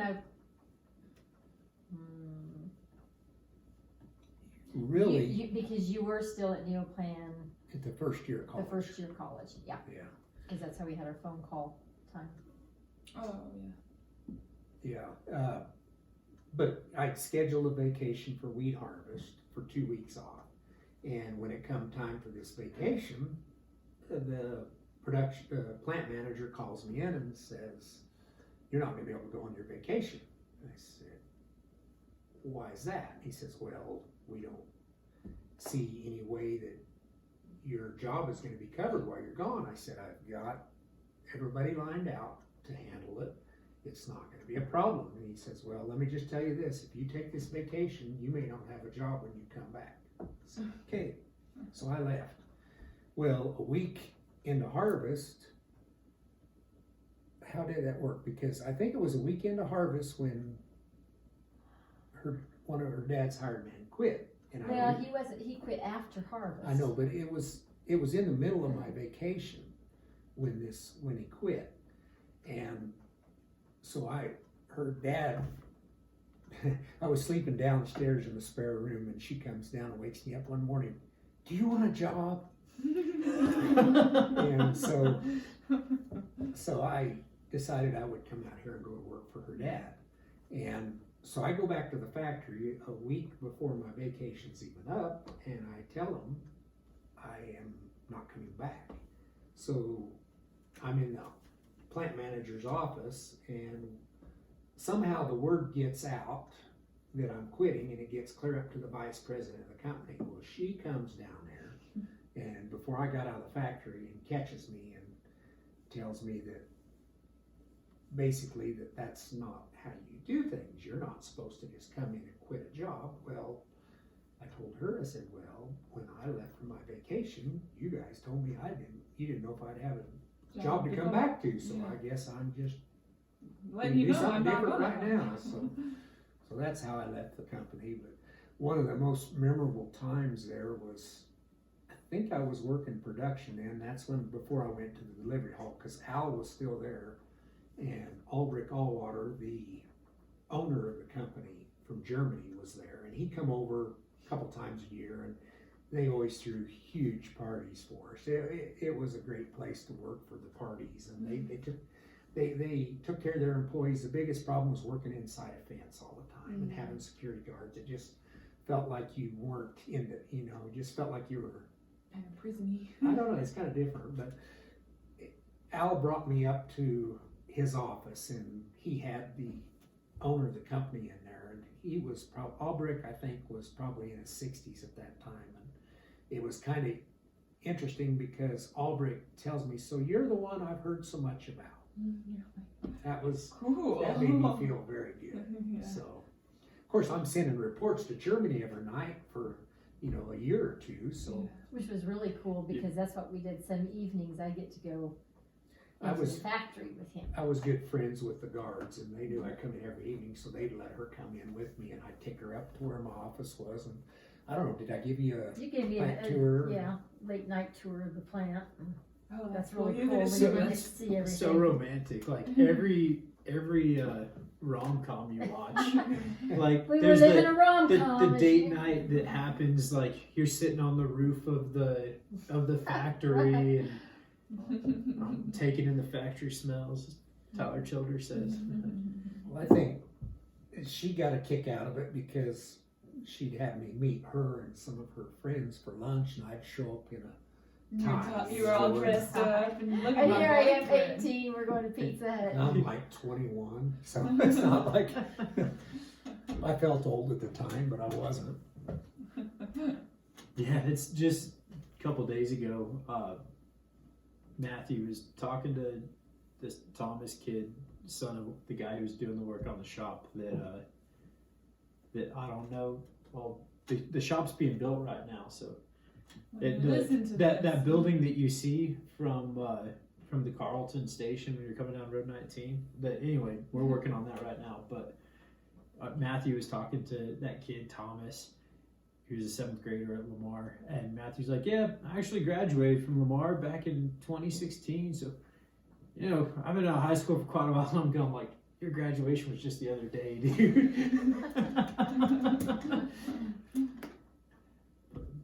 Yeah, that's cool. You graduated the same year we did. So yeah, you graduated high school same time we graduated college.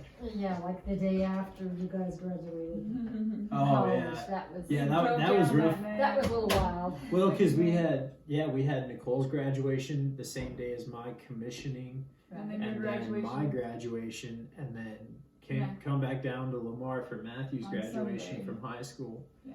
So that was a hectic week. I don't remember it being hectic, but for you guys, I'm sure it It was. felt a little hectic. It was. For me, all I had to do was put on a uniform or put on a gown. That was pretty much all there was to it. So what did you do? What did you go to college for? Farm and Ranch Management. For what? Farm and Ranch Management. Oh, okay. Yeah, It there's was got to be PSU at the time, there's some Panhandle good State stories from Panhandle University. State. Now it's called Oklahoma Panhandle State University. And they did the 2-year certificate program.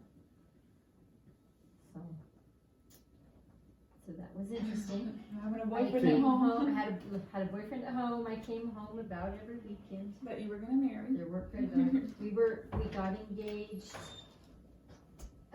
Christmas time of my first year in college, after the first semester. It's like a year of dating. Little longer. A year of dating, yep, after a year of dating, we got engaged and then we got married a year and a half later. We were engaged for a year and a Finished half. your certificate already. Yeah. Yeah, so then I finished, so I graduated probably like in the middle of May and got married May Oh, the 27th, next May. so basically. Oh, you got Okay. married like I 2 weeks graduated, later. yeah, I graduated and came home and packed stuff and got married and moved. What's your favorite memory from down in Goodwill?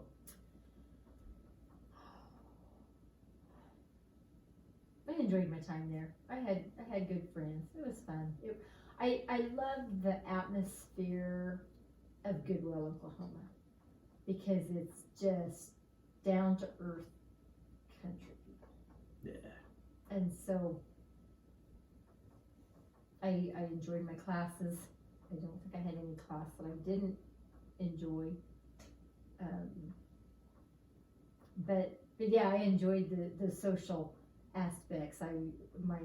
My roommate at college had a moped, and so I remember going around.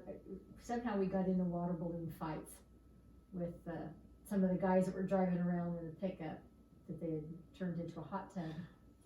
They had their water in the back of the pickup. What we didn't know is they had water balloons back there in the back of their pickup, and so we were good targets on the moped. But it was just, our apartment was right on the outskirts of town, which town was nothing, and so I could go sunbathe trying to get tan for the wedding in my backyard, and there's like field. It's just, there's nothing out there. It was a neat little place Yeah.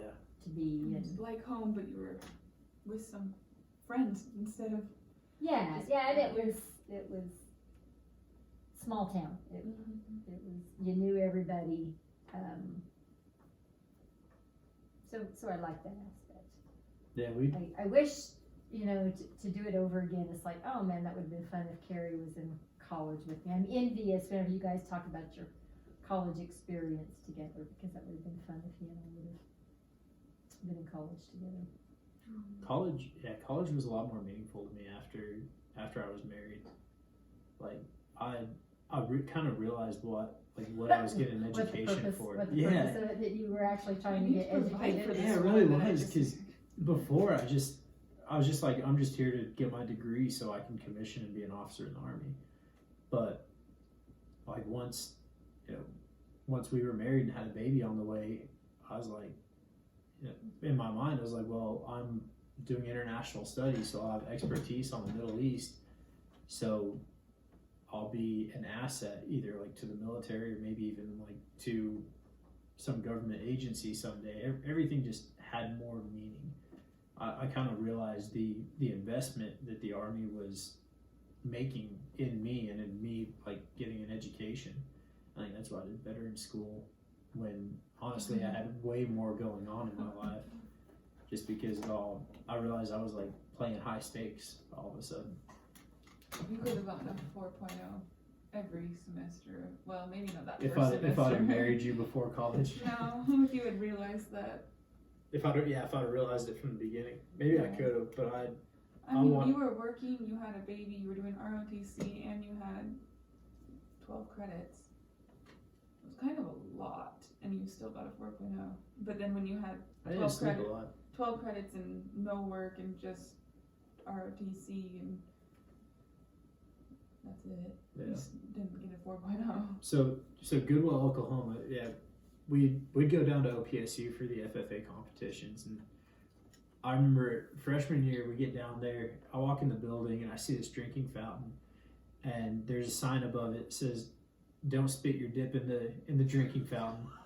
And then right next to it, there's a poster of all the like, you know, prairie animals, like the animals that are indigenous to that area, and so you see like a coyote and you see a dung beetle, like there's all these critters, and there's a prairie dog, and someone's drawn crosshairs on the prairie dog, and I was like, man, I feel right at home here. I had to go, you know, 3 hours away from Grenada, and I feel like I'm surrounded by my kind of people out here. Yeah, and that's, I mean, I remember the first time that I saw the campus, and I talked to one of my friends that had going down with me for orientation, or I guess, well, I don't know if you call it orientation, a college visit, and I'm like, dead of winter. It's like there is nothing pretty about that campus. See, I was going CSU or PSU. CSU was a 4-year farm and ranch management, and I was kind of ready to get married and start life. And so it's like, okay, I could do PSU, 2-year certificate program, be closer to home, and so that's really. And Roger went to school there, so it had an emotional attachment Yeah. to me to go there, and I even worked in the same sale barn that Roger worked in. I don't know if you know that. I knew that you'd worked in that sale bar. I didn't know that. Yeah, Roger and Roger Milton. had. Roger and Milton worked at the Texoma sale barn too. Oh, cool.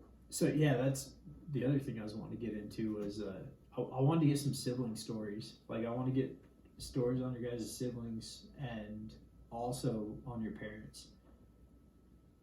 Oh. Gotta get some rest sometime. Sometime. Oh, Yeah.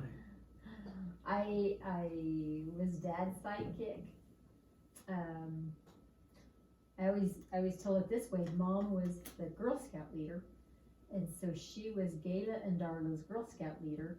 I was 4 years old, and she had to do something with me, and so she would leave me with Dad, which meant I was in the tractor with Dad. I was doing whatever with Dad, and I don't know.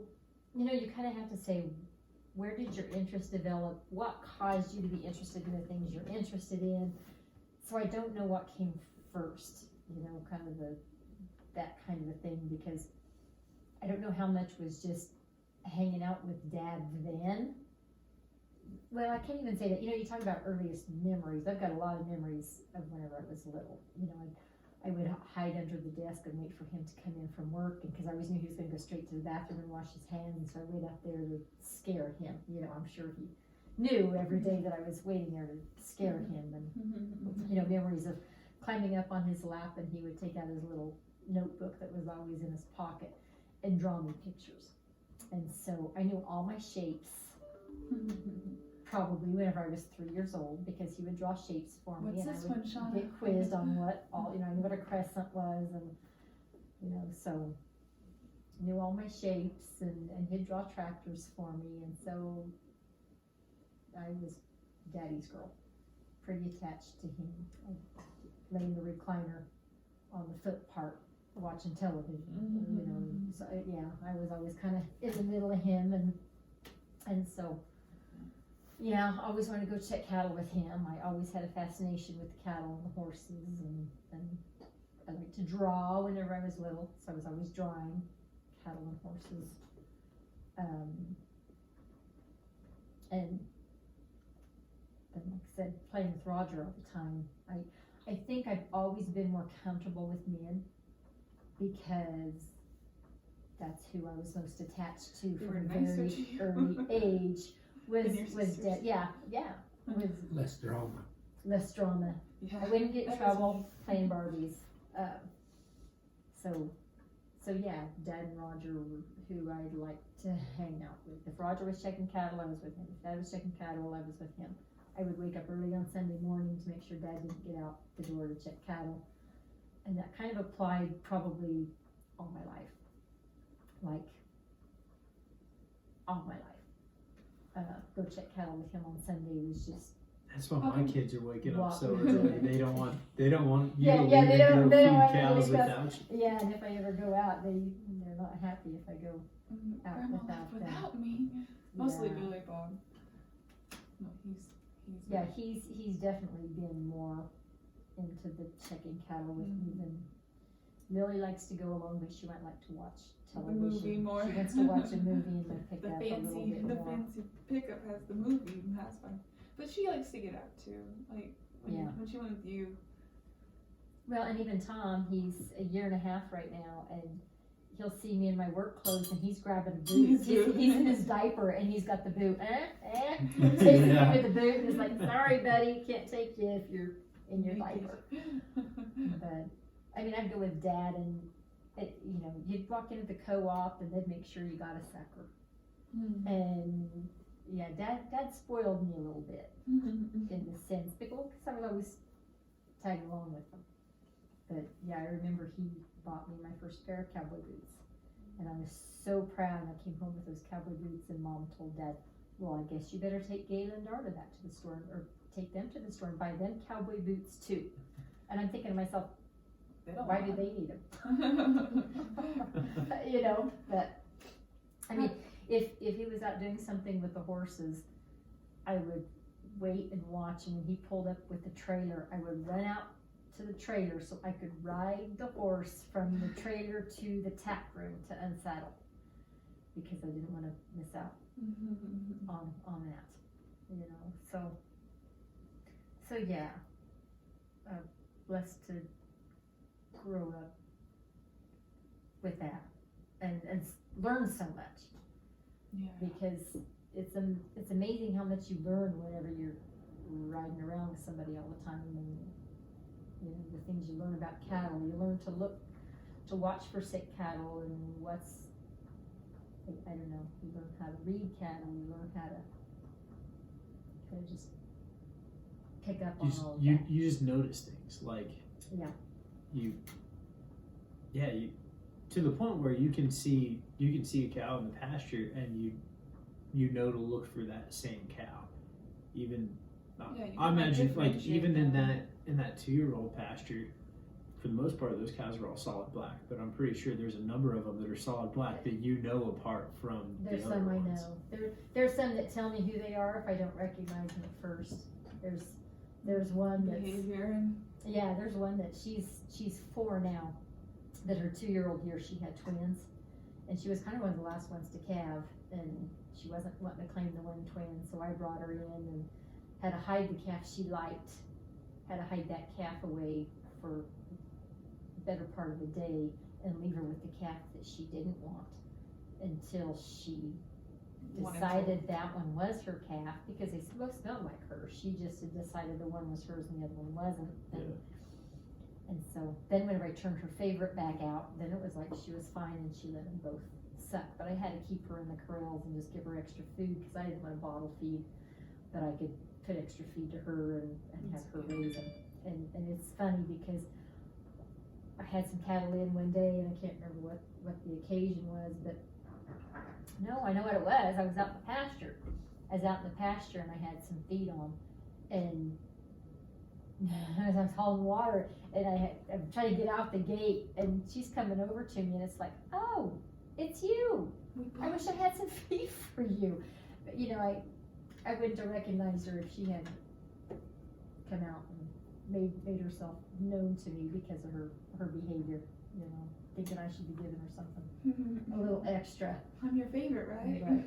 Yeah, I mean, you get attached in so many ways, and you remember the stories of, oh, I remember why I didn't like you, and why you did like you, and that kind of thing. But, Yeah, when I came home from Justin's the other day, and I was talking about how impressed I was with those daughters of his and how involved they were in the operation. I can't remember if it was you or Dad that said, well, you might have been pretty impressed with 14-year-old Shawna.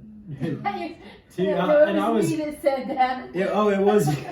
Well, even though it was you, it clicked for me in that moment. I was like, I think I just met my mom when she was a teenager. Like, I realized, I was like, I'm pretty sure that is who my mother was when she was a kid. Because those little girls, you know, they're alongside their parents for everything they do, and they know they know that operation front and backwards. But Yeah, and you know, unfortunately for my mother, I would rather be out cleaning the barn than cleaning the house. But yeah, I always liked calving season. I like to be involved. I think about some of the things that I did, and it's like, oh my gosh, how did I not get hurt? I mean, like if we had a heifer that needed brought in to be milked or whatever. I mean, I was out there even before we had the nicer barn, you know, and that set up. I was over there squeezing her in a little triangle, and it's like, how did I not get kicked, clobbered, ran over, Yeah. you know? yeah, They're not very big. And And at that point, we didn't have four-wheelers, so if you had to get something in, hopefully you could just bring it in with a pickup, because we capped all of our heifers out in this lot pen. But there were times it's like, well, I gotta bring in my horse and saddle my horse and go, you know, use her to go get a heifer in to pull a calf. And so that was a proud moment whenever I pulled my first calf, and Dad was comfortable that I could handle it. And so Kerry got in on a lot of late night calf checking. That worked out pretty good. Get home from my date at midnight, and then we'd go take night shift and check heifers, and every now and then he got to help me. Yeah, I spent a lot of weekends out here, even before I moved out here and started working. I'd come out here a lot of weekends and stay and spend the weekend with her and her dad feeding cattle or chasing coyotes and different things. I remember one time during calving that your dad left us to watch him throughout the day or something, and we'd been gone, and we come in and there's like heifers laying everywhere. Yeah. And we had to pull quite a few that day. Oh. I remember that. wow. I remember one night there was a storm coming in, and Dad woke me up to help him get one in, and you know, so I'm bundling up and going out and helping him get one in, and it was like blizzard conditions. It almost seems like that was a time we pulled in the whole herd and went through, and you know, whoever's bagged up, we're leaving her in the barn and gonna have her handy. And so we went through, and it seems like we had like 7 calves that night, maybe more than that, but it's like half of them were from the ones we had guessed, you know, were close inside, but then the other half were out there that didn't look like they were that close to calving. But I think I got a permission slip to be late to school that next day, because I'd been up helping them pull calves all night, get cattle in, and I mean, you can't begin to understand what it was like, because I mean, you weren't really involved in that here, Well, because I don't remember calving so hot and heavy. so back south of Grenada, I remember a lot of calves being pulled from the time that I was pretty little. 132 head of heifers that got shipped over. When we used to do our 40 head, he'd stay in the yeah, camper from the with time me. he was little. Yeah, he was Yeah. pretty little, and we'd get I'd get up every couple hours and check heifers. I remember the first year we switched from winter calving to spring calving, and all of a sudden it was like calves didn't need to get pulled. Well, that nearly was as about the often. same time I switched bulls too, and Oh, I switched to low Two birth big weight those bulls. Cavanese bulls, Biggest babies. and it didn't take near the effort. Yeah, I had hoped that. I mean, you don't want to have to pull a calf, but I had hoped that she would get to see a calf born, and I still don't think you've gotten to, have you?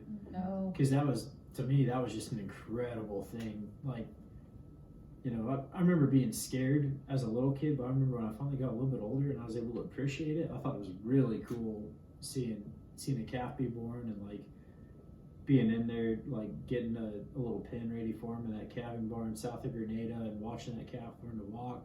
Like that was one of my fondest memories back there. That, and also like, you know, hanging up the deer that we killed in the calving barn. Also, you guys hanging up the antelope that time you went. That's and see, Dad had ran her for cattle, and then decided to crossbreed, and he got limousine Angus cross bulls. I'm not quite sure why he thought a limousine Angus cross bull would throw. I don't know. They did not throw little calves, and so that year it seemed like we probably pulled over 50%.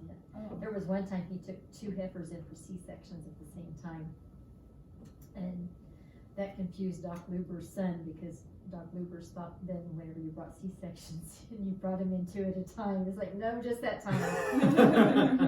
So that year was definitely more experience than a person really wants to gain in calving. But and then he ran Soler cattle for a while, and that teaches you about wild, crazy cattle. Soler cattle? Solers. And they weren't necessarily, you walk up to the fence and wild, they were just out of the blue wild. You could be in a pen with them and all of a sudden they'd just fire up. And normally whenever you have a heifer that's calving, you know, the calf's moved back into the birth canal, she's uncomfortable, she's wobbling, she can trot along, but she can't get around that good. I had a heifer I thought was gonna come over the top of the 4-wheeler. At that point we had the 4-wheelers with those Solers, and I thought she was gonna come over the top of the 4-wheeler to get to me, and she should have been thinking about having a calf instead of killing me, but Yeah, those were scary to deal with. you'd have a group of them in the middle of the pen, and usually you can read a cow coming around the edge, and you'd have somebody just come out in the middle, just full steam at you. Yeah, did not like those. Do you remember that calf we had to pull it came head first instead of hind legs coming out hooves, or instead of getting front hooves first, just the head was sticking out, and we were sure that calf was dead. We didn't think we were going to be pulling a live calf out of this one, and that heifer or cow, whichever she was, she gave us a time getting her out of the She was the hard to get feedlot out over because there. you're Yeah. watching that head bounce like this, and you're going. Oh yeah, it's just.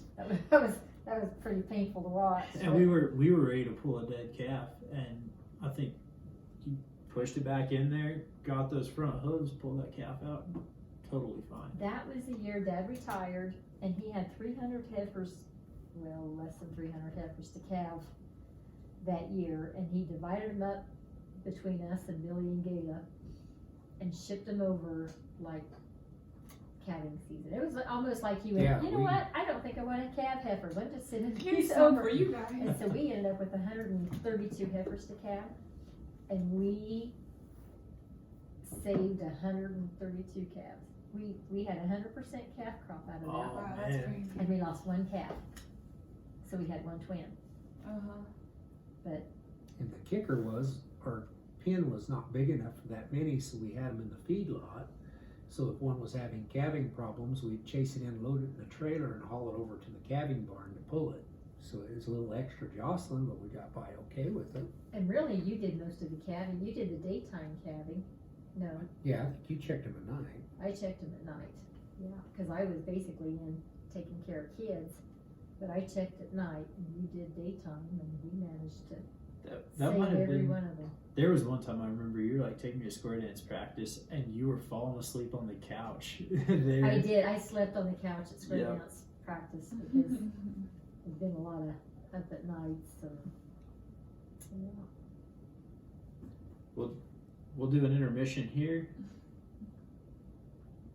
And I just gotta save that segment real quick and then start the next one.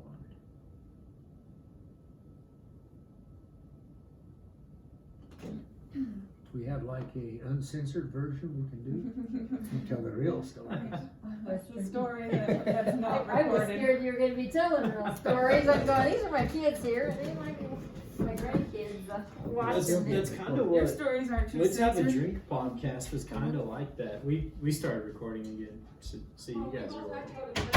Okay, well, go ahead. Yeah, the Let's Have a Drink podcast was kind of like that. It was the one where I was just, calling up old buddies from high school, and oh man, we got too political with that, and I decided that could come back to haunt me. Speaking of calling up buddies, that's something Marty and I used to do, is be out drinking and then we'd start making prank calls. One night, this was after Shawna and I were dating. I can't remember, we said doing something, we wound up at Vince and Deb's, and I think Marty and maybe Kim at that time were there, and so we decided to call Farm Aid.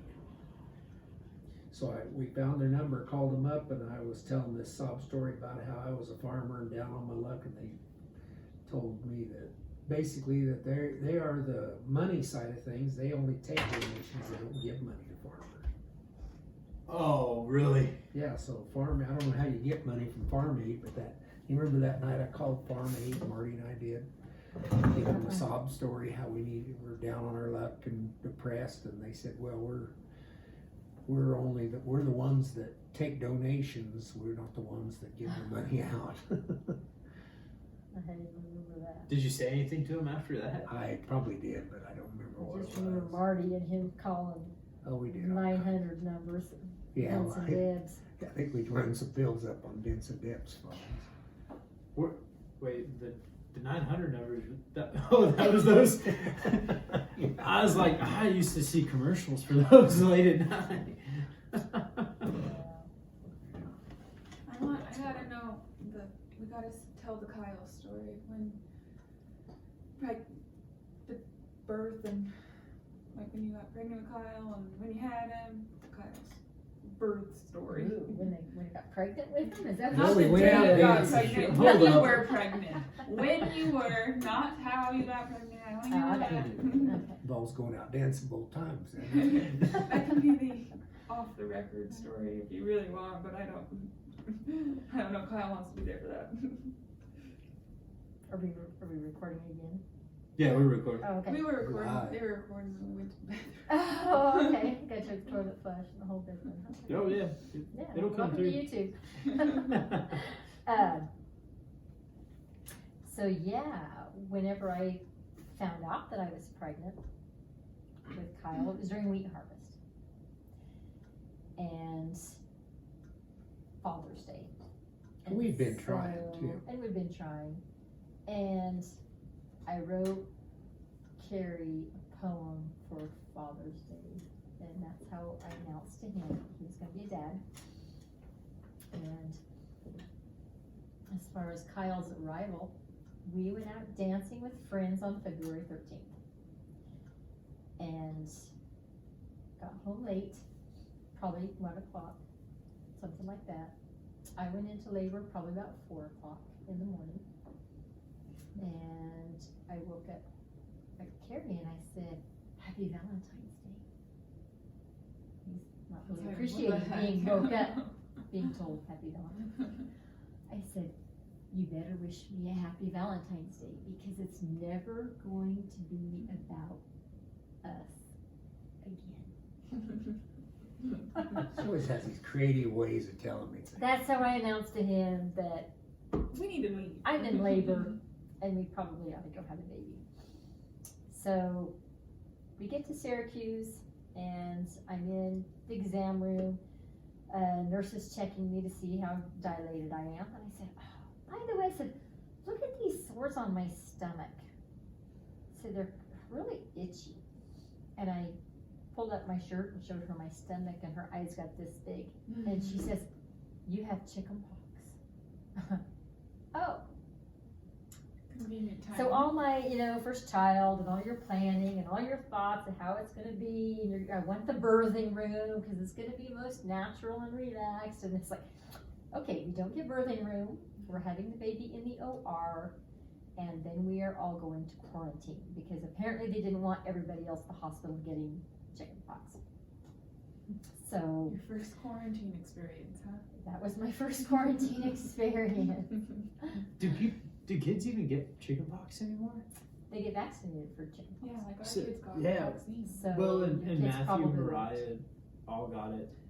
They got the It must- vaccine, but they also got chickenpox. Yeah. It must have been perfected or something then. Do you know kids that have gotten it? Here's the story.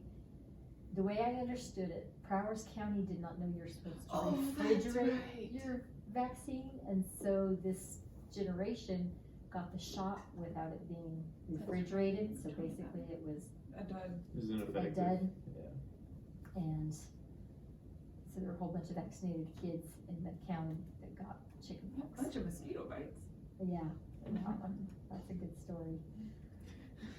But yeah, I had Kyle, 8 pounds, 7 ounces, no drugs, no Massive head. help there. He had a Cone big head. head. Oh, Oh, yeah, yeah. we were trying to figure that out. Do they use vice grips? Or No, was it a vacuum? Or they did didn't use do anything? anything. At that Okay. point, they just didn't think that was good for the baby to be grabbing him and pulling him out. And my doctor was not qualified to do C-section. My doctor was sweating more than I was. Couldn't get anybody to do a C-section because he left the delivery room in the heat of it and didn't come back and said, we're gonna have this baby, and we didn't know what was going on. And what it was he was trying to see if the other doctor, because I said there were 2 doctors at the time, Yeah. he was trying to see if the other doctor that could do C-sections could get in there too. And probably at that point, it would have been, I don't know, as far as And- how far along you could be before the, Is this the right delivery? Him and I were kind of joking about Kevin Oh, yeah, and all this is that, the one. pulling calves. This was before she got to the point to where she wasn't progressing, and I don't know what he'd done, but somehow she managed to go to have Kyle. I don't know. Did you get Pitocin? the drugs or nothing. It's not that I needed help in labor. No, the Pitocin is what makes your body. It's like contraction. it's a synthesized version of oxytocin. Well, yeah, I know what Pitocin is. Yeah, That's so what it- they give you to induce labor, and it's not that I Yeah. needed to induce labor. But you had stopped No, getting him. He was stuck. He just wasn't coming out. yeah, the progress, He was yeah. just too yeah, big He for- was just not. Your small You body. don't have to get too. You have a big head. And You Tom had a big you head. had a cone head. And I remember the little stocking cap they had on him, it was full of head. yeah, yeah. Cause I think his little, what do they call the pieces of your skull that, Like the plates or whatever. yeah, the Yeah. plates that had to collapse and form Well, A and V that's for the him. doctor after the doctor says, now his head will return to a normal Make shape. sure he. And I said, oh, I don't care if you didn't have that cone head, it'd still be in there. That's the- yeah, a, he was, So he and the doctor are talking about, getting out the pulling chains and all this stuff, and I said, I think for the next kid I'll have a different birth sire than maybe, or low birth weight, Low birth weight. low birth weight sire, and we can, you'll have to tell what my mom told you about. While I was pregnant, visiting with his mom, and what a horrible thing that she's telling me. She says, I know what Bud and Eileen, they had 10-pound babies, so if this is a hartshorn baby, it could sure be a big baby. I said, Joyce, it's a hartshorn baby. But no, luckily he wasn't a 10-pounder. 8 pounds 7 ounces was plenty for Caitlin made up for it for too. my little body. Yeah, Caitlin was my smallest. She was my easiest. Especially after Kyle's birth. 6'11". She was and then- almost a sneeze. Yeah, she seems easy. 6'11", and then Matthew was 8'1", and Mariah was 7'11". That's what Billy Bob was. 7-Eleven. No, he was 7'12". Isn't that right, 7'11"? She was asleep on the floor, she could correct me. None of our kids were Remember born that? at 303, I cut were they? Kyle's cord. We had 7'10", 7'12". think the doctor was just Yeah, so glad that he had him out, but. and I remember Kyle was pretty, I don't know, not really purple, but he was really, his coloring was, He might have needed oxygen more than what they let on, Yeah. because there wasn't a That's whole the lot first of, time I've here's your seen a baby, baby." snuggle with your baby, it was like, whisk him over. let's to get the- him over there and get him Get him heated over up. And Take care of him, He's and, been in the canal for a while, so. yeah, they're going with that cone head, we're wondering what kind of brain damage. So because of the chicken pox, then we were quarantined, we couldn't have visitors. We had a Polaroid camera, I think, did your Yeah. mom somebody brought over a Polaroid camera so we could take a Picture. picture. close-up pictures. Here's our child, and Kerry would go out the door, Here's which is really strange. Shake the Well, but Polaroid. I wore a gown and all that, in and out. Did you? Cause see, here's what's strange to me, it's like Dad and Marilyn came over to see him. hospital gown? No. Just A ball gown. So yeah, Dad and Marilyn came over to see you, and I mean, I'm sure they had chicken pox, but maybe it was a matter of if they're exposed and then they walk out of it, I don't know. I can remember taking Kyle and holding him in the doorway so Yeah. that they could see him. It wasn't as bad as a Polaroid picture, but it But felt like it. kind of the kicker in that was they had to fly in some kind of a vaccine or something for him. Like a medicine. they had to inject it into my head, right? Because they had, well, Just Only because place that's the they could find the safest vein. way to put it in a baby, because otherwise you gotta hold everything still and babies are spastic in their movements, and so, yeah. When Yeah. Oh, that's interesting. yeah, I remember Grandma Joyce talking about going to the hospital. But she got to see me because she had already had chicken pox, right? No, No, she didn't get it to either. didn't matter, nobody could come in. Did anybody get chicken pox I don't think so. from you guys? Kyle did, Well, Yeah. with Yeah. Kyle. he broke out 14 days later. Did you have to take him back in, or? No, because I mean, basically they'd done everything for him they could, and the way the doctor said it was, he might have had a worse outbreak. It can be dangerous if they're under 6 months, and so that was the The fear vaccine there, is thing. that it's dangerous for them to have it, Okay. get it at birth. Most women don't come down with chicken pox Yeah. when they're, Do your friends didn't have chicken pox? Have they had? you know, I have no idea where I got it from, Yeah, that's what. because I didn't have, like, it wasn't like Monica had it or anything like that. Yeah. I don't know. And it was always funny because Roger, Gale, and Darla had chicken pox. And Kimberly had chicken pox, of course, you know, much later, because Kimberly was so much later.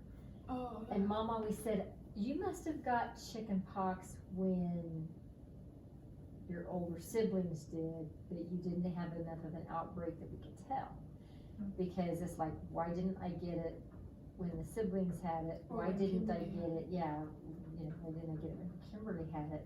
So it was just assumed that I had probably already had them. You got chicken pox at some point, didn't you? Twice. Oh, you got it twice. Mhm. Okay. Yeah, I thought I saw a picture of you as I have a little- kid. Mosquito bites. Yeah.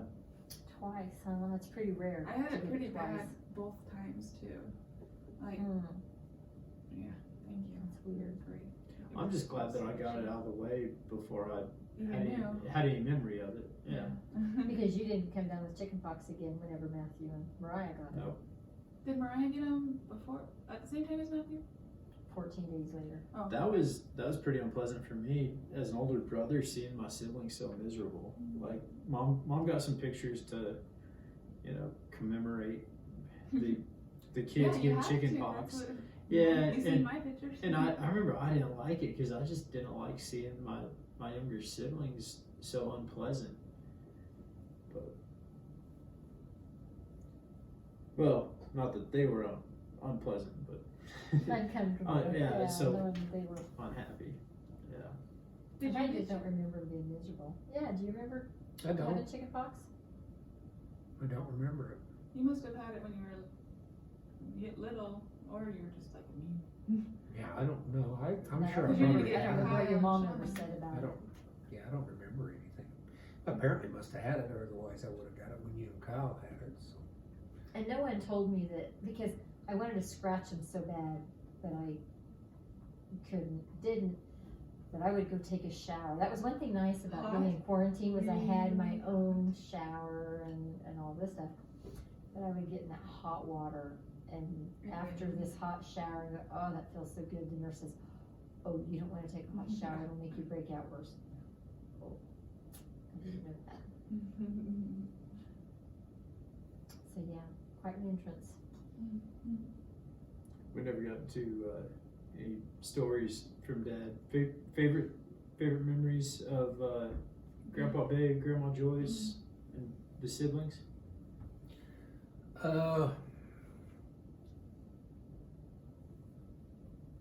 I can remember back when I was, oh gosh, probably 4 or 5, Dad would let me drive the pickup. When he caked cows, he would put the pickup in gear. It was like a standard pickup, and then he would get out and go jump in the back, and then he'd have bags of cake, and he'd cake the cows, and it was my job to steer. Well, one day I'm steering the pickup, I run into the guy line wire for the high line pole, broke the headlight out. I thought I was gonna be in deep trouble, and he was really pretty casual I'm about glad it. you didn't hit the pole. Right.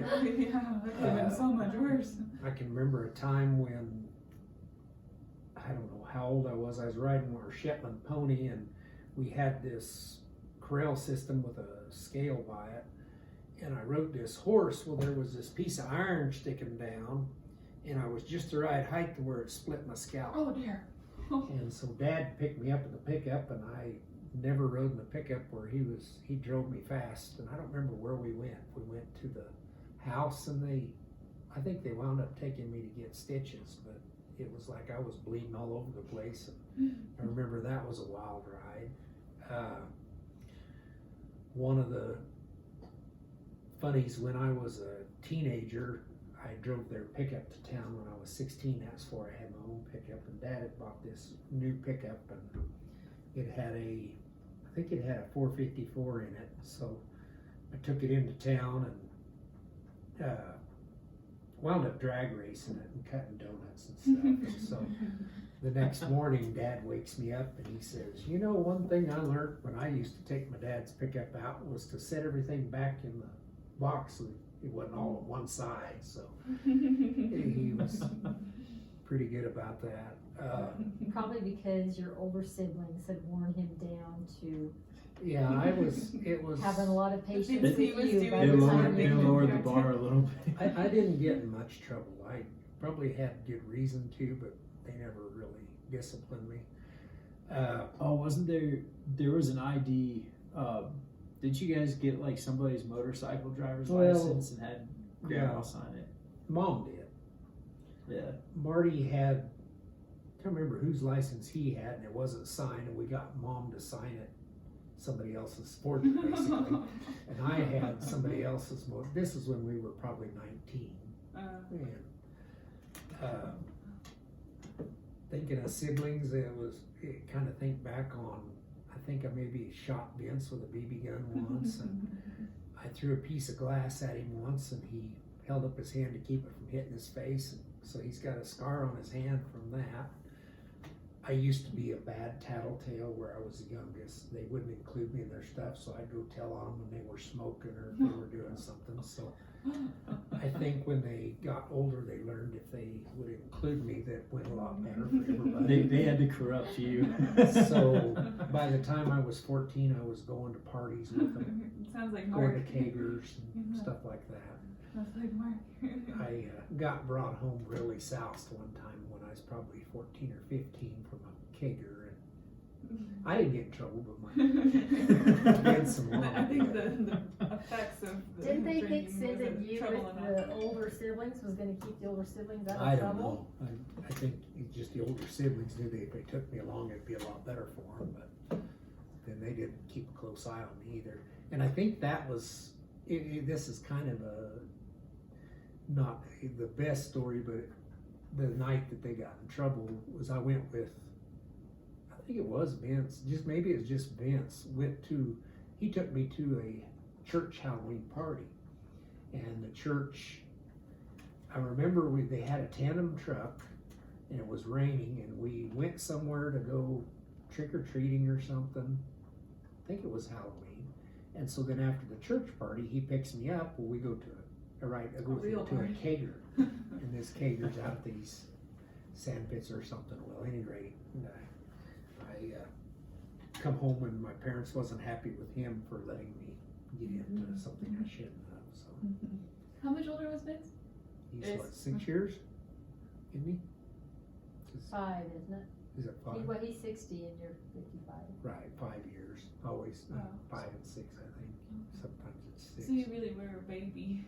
Yeah. And then everybody else is 2 years. So all you have to Yeah. know is, Vince's age, then Lana's 62, Tina's 64, Monty 66. Tina, she always had to babysit me, so I don't think our relationship was ever that close. It got closer when she was divorced because she would use me as a babysitter, so I'd go spend the night at her house and babysit Trace.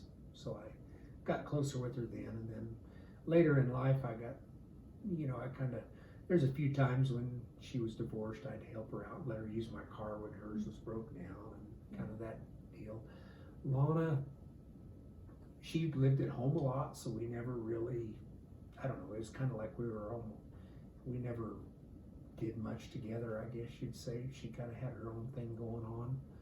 Monty was kind of my protector from Vince, so when Monty was around, he would kind of look out after me. Make sure Vince wasn't picking on you too Right. much. And Vince was good about picking on me. He was the big brother that, and maybe it was just me being the annoying little brother that he done it, but no, Funny how you guys work together now. You're Yeah. like together every day almost. yeah. Trying to think back on Mom, I don't know, I guess she did everything for me. I remember once I moved out, she still done my laundry for me. She'd take my laundry home with her and then bring it back to me, and she'd pack a lunch for me for every day at work for about the first, 6 months or something. She brought lunch till finally I could afford to buy my own lunch in the cafeteria at the plant. Is that what was the street that, was it Kimberly Kimberly Lane. Lane? You Yeah. showed me yesterday when we were in town. Yeah. This is where Dad lives. 406 Kimberly It was a Lane. lot nicer It was a place nice, then. it was, I a real- imagine It was so. probably one of the nicest trailer parks it was the nicest. Yeah, in town. they had a very high standard. You had to have your lawn, you had to keep everything Like an clean. HOA with Kim Stegman's parents. Right. That's why That's it's why it's named named Kimberly. Kimberly. Yeah. Well, there's, Oh. what's the other one? There's another after the mom, another street's named after the mom. I'm trying to think Well, what it there's is. Chadwick. Chad Heiner. Yeah, I was trying to think of his name the Yeah, other what's her day. name? Chadwick, Kimberly Lane, and Sharon. Sharon, is. yeah. Sharon Drive. Oh, okay. Yep. Yeah, I noticed that one too. I was like, yeah, I bet that was another kid's name. Sharon's mom. Oh, okay. Yeah, Sharon So the Heiner. square dance, one of the square dancing chaperones, right? Did you do square dancing? I didn't. Kevin Rink's mom tried to put together a set, and we didn't have enough guys, so we never danced. Mm-mm. My parents wore out by the time I got home enough. My brothers and sisters square dance. Oh, they did? No. Did they go to Lamont? Holly had their own Oh, square okay. dancing thing for a while. Mm-hmm. Kind of cool that that's stayed a thing in Southeast Colorado. But what other part of the world is there that square dancing is like something that high school kids do? Mhm. And it's not like the weird homeschooled kids or anything. It's the same kids that are playing sports against each other and that are at the Knowledge Bowl, and The ones that are involved. it's kind of it's the social thing to do in Lamar, Colorado, and has been for years. Kind of like how the Christmas tournament in Lamar is like the big social event of the winter, or it was before Well, and coronavirus. coronavirus might hurt the square dancing too. I'm curious to see What'll come back? what will come back, because Oh, I think if yeah. anything, people are learning to what they Spend their time differently. spend their time doing. How did your parents meet? My parents, mom was 16 and dad was 20 when they started dating, and he might have been dating one of her friends. I'm trying to think how that might have. Friends in the family. Might have been. Yeah, you'll have to quiz him about that a little bit. Was Yeah. it she from? Do They you laughed think about we'll- the story. He said to her, "Sweet 16 and never been kissed, and planned one on her." Do you think we'll be able to get a podcast of Grandpa Frank? I think he would be very much into recording it. Yeah. We'll be able to. He will, okay. he will be willing to do it, because I remember going in and him recording stories from Grandpa Duval on Oh, the he on the did. tape Tape recorder, recorder. but I don't know whatever happened to him. I'd love Unless to- he just I'd love talked to about find doing out. it and we didn't actually. Because I don't think there's tapes anywhere. Maybe that's what it is. That was always something he wanted to do and never got done. Was your mom from Lamar? My mom was from Bristol. Bristol. Okay, I was like, how did they meet? Yeah, she went to Bristol school. He went to Grenada school. And my mom, I love to cook with my mom. That was our thing that we did together. Was I remember being little and helping to make pumpkin pies at Thanksgiving she time. had the crust, she had and that. Of course, a lot of times I had to cook when she left. I liked it whenever I was old enough that she would leave me home to go get groceries. Because if she was home and I said, "Mom, can I make chocolate chip cookies?" she'd say, "No, I don't want to deal with the mess." And if she left, then I would make chocolate chip cookies and I would clean up the mess before she got home to complain about not wanting to deal with the mess. So, What about your parents? I'm not 100% sure. I know Mom was divorced with 2 kids, and she was a telephone operator, and Dad had, of course, been in Korea and then come back. And do you know that story, how they met and all that? I knew it at one time, but not to the point of Yeah. retelling it. So Grandma Joyce, great Grandma Joyce, for my kids listening to this, she knew all the business. She knew everything what was going on around Holly, Colorado, because she was the switchboard operator there. Oh, That was the joke that I was I don't told. not. Was it around Holly? Because I know she lived in Liberal, Kansas for a while, where she was switchboard. She lived in Denver for a while because she was her first husband.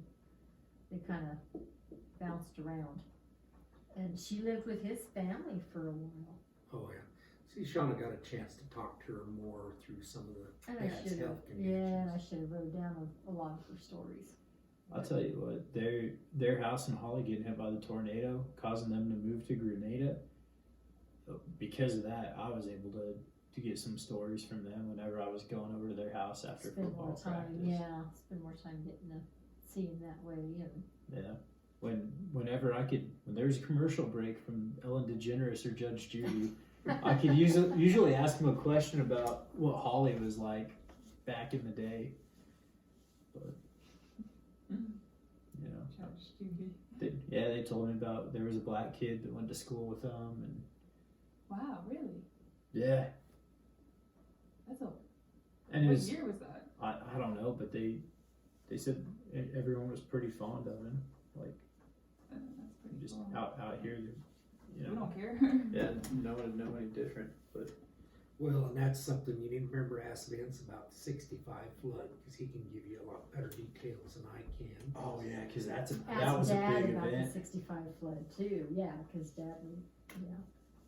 Oh, yeah. Yep. I remember there's some story about Dad swimming Horse Creek on a horse to get, I don't remember if And Mom had a checkup or something, but What was the deal? Because they talked about that creek being how wide it was or something. Yeah. yeah, he had to get to town for something. I don't remember. Vince could tell the story because he was telling it just the other day. Yeah, because We got some work to do. because Kerry's a 65 flood baby. Right. I don't know when the flood happened. Darla's a flood baby. It's funny it means a lot to me because you hear the story 65 flood, Yeah. but Yeah, we talk about blizzard babies too. Like that's yeah, when I was hanging out with Justin and Robin, they were talking about like, you know, when they had their oldest Casey when they got married. I was like, oh, so she was a blizzard baby. They're like, yeah. that's a little different than the flood babies. I don't think there were a lot of babies conceived during the flood. I think Oh, people a would flood say baby is just someone who's a baby somebody during the was born flood. in 65. Oh, okay. Yeah. I was like, well, that's Not kind me. I was like, I kind of wonder how that would work during a flood. The interesting person to talk to, Jim Rogers' mom. They have that place right there on the river, and she talks about sitting on top of the barn, watching the water. They were on top of the barn because the whole area was flooded. And I can't remember how long she said they sat up there on that barn, you know, because of the flood. But yeah, interesting. Well, what was And the flood? hard Was a to- flood from A rain.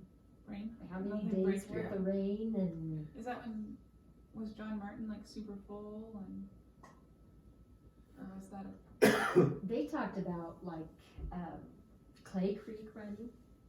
That's where a lot of that water came Yeah, I down think the from, rain was happened Clay below Creek. John Martin. Yeah, that's what I was thinking too. That all over No, here? her dad talks about a stock tank running over that was empty before the rain Oh started. my goodness. So it rained a bunch. what did he do? He was saying something about hauling gas into. I don't know. He did a lot of work. I during the remember flood. we got to talking about this flood at the funeral the other day because Christy was talking about what it was like in Holly because her dad did the depot there at Holly, and she talks about the water coming over the railroad tracks and how they loaded them in the back of the pickup and got out of there and tried to Scary it keep was going for them. upstream.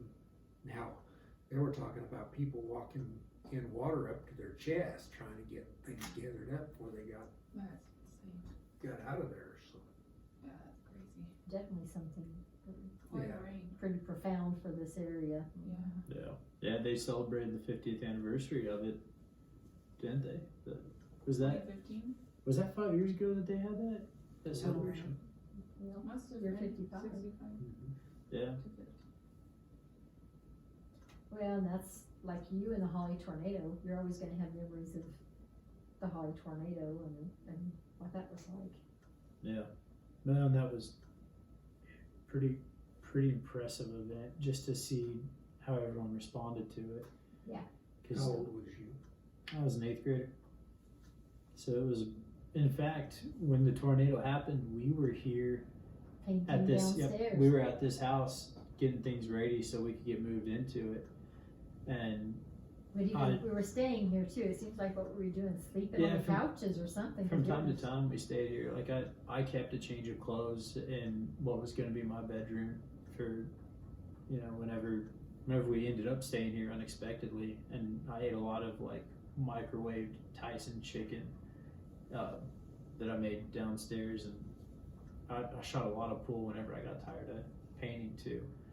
But yeah, I remember getting a text from Tragan because I'd gotten a cell phone a little bit earlier that year on my 14th birthday, and Your first cell phone, a Razor Yep. flip phone. yep. So I was on Verizon, so sometimes I'd have a bar of service in the basement, and I was like, hey, I heard there was a tornado, and Tragan's like, yeah, the Holly people are telling me that they're like, I think he said Madison Dorncamp's house got destroyed.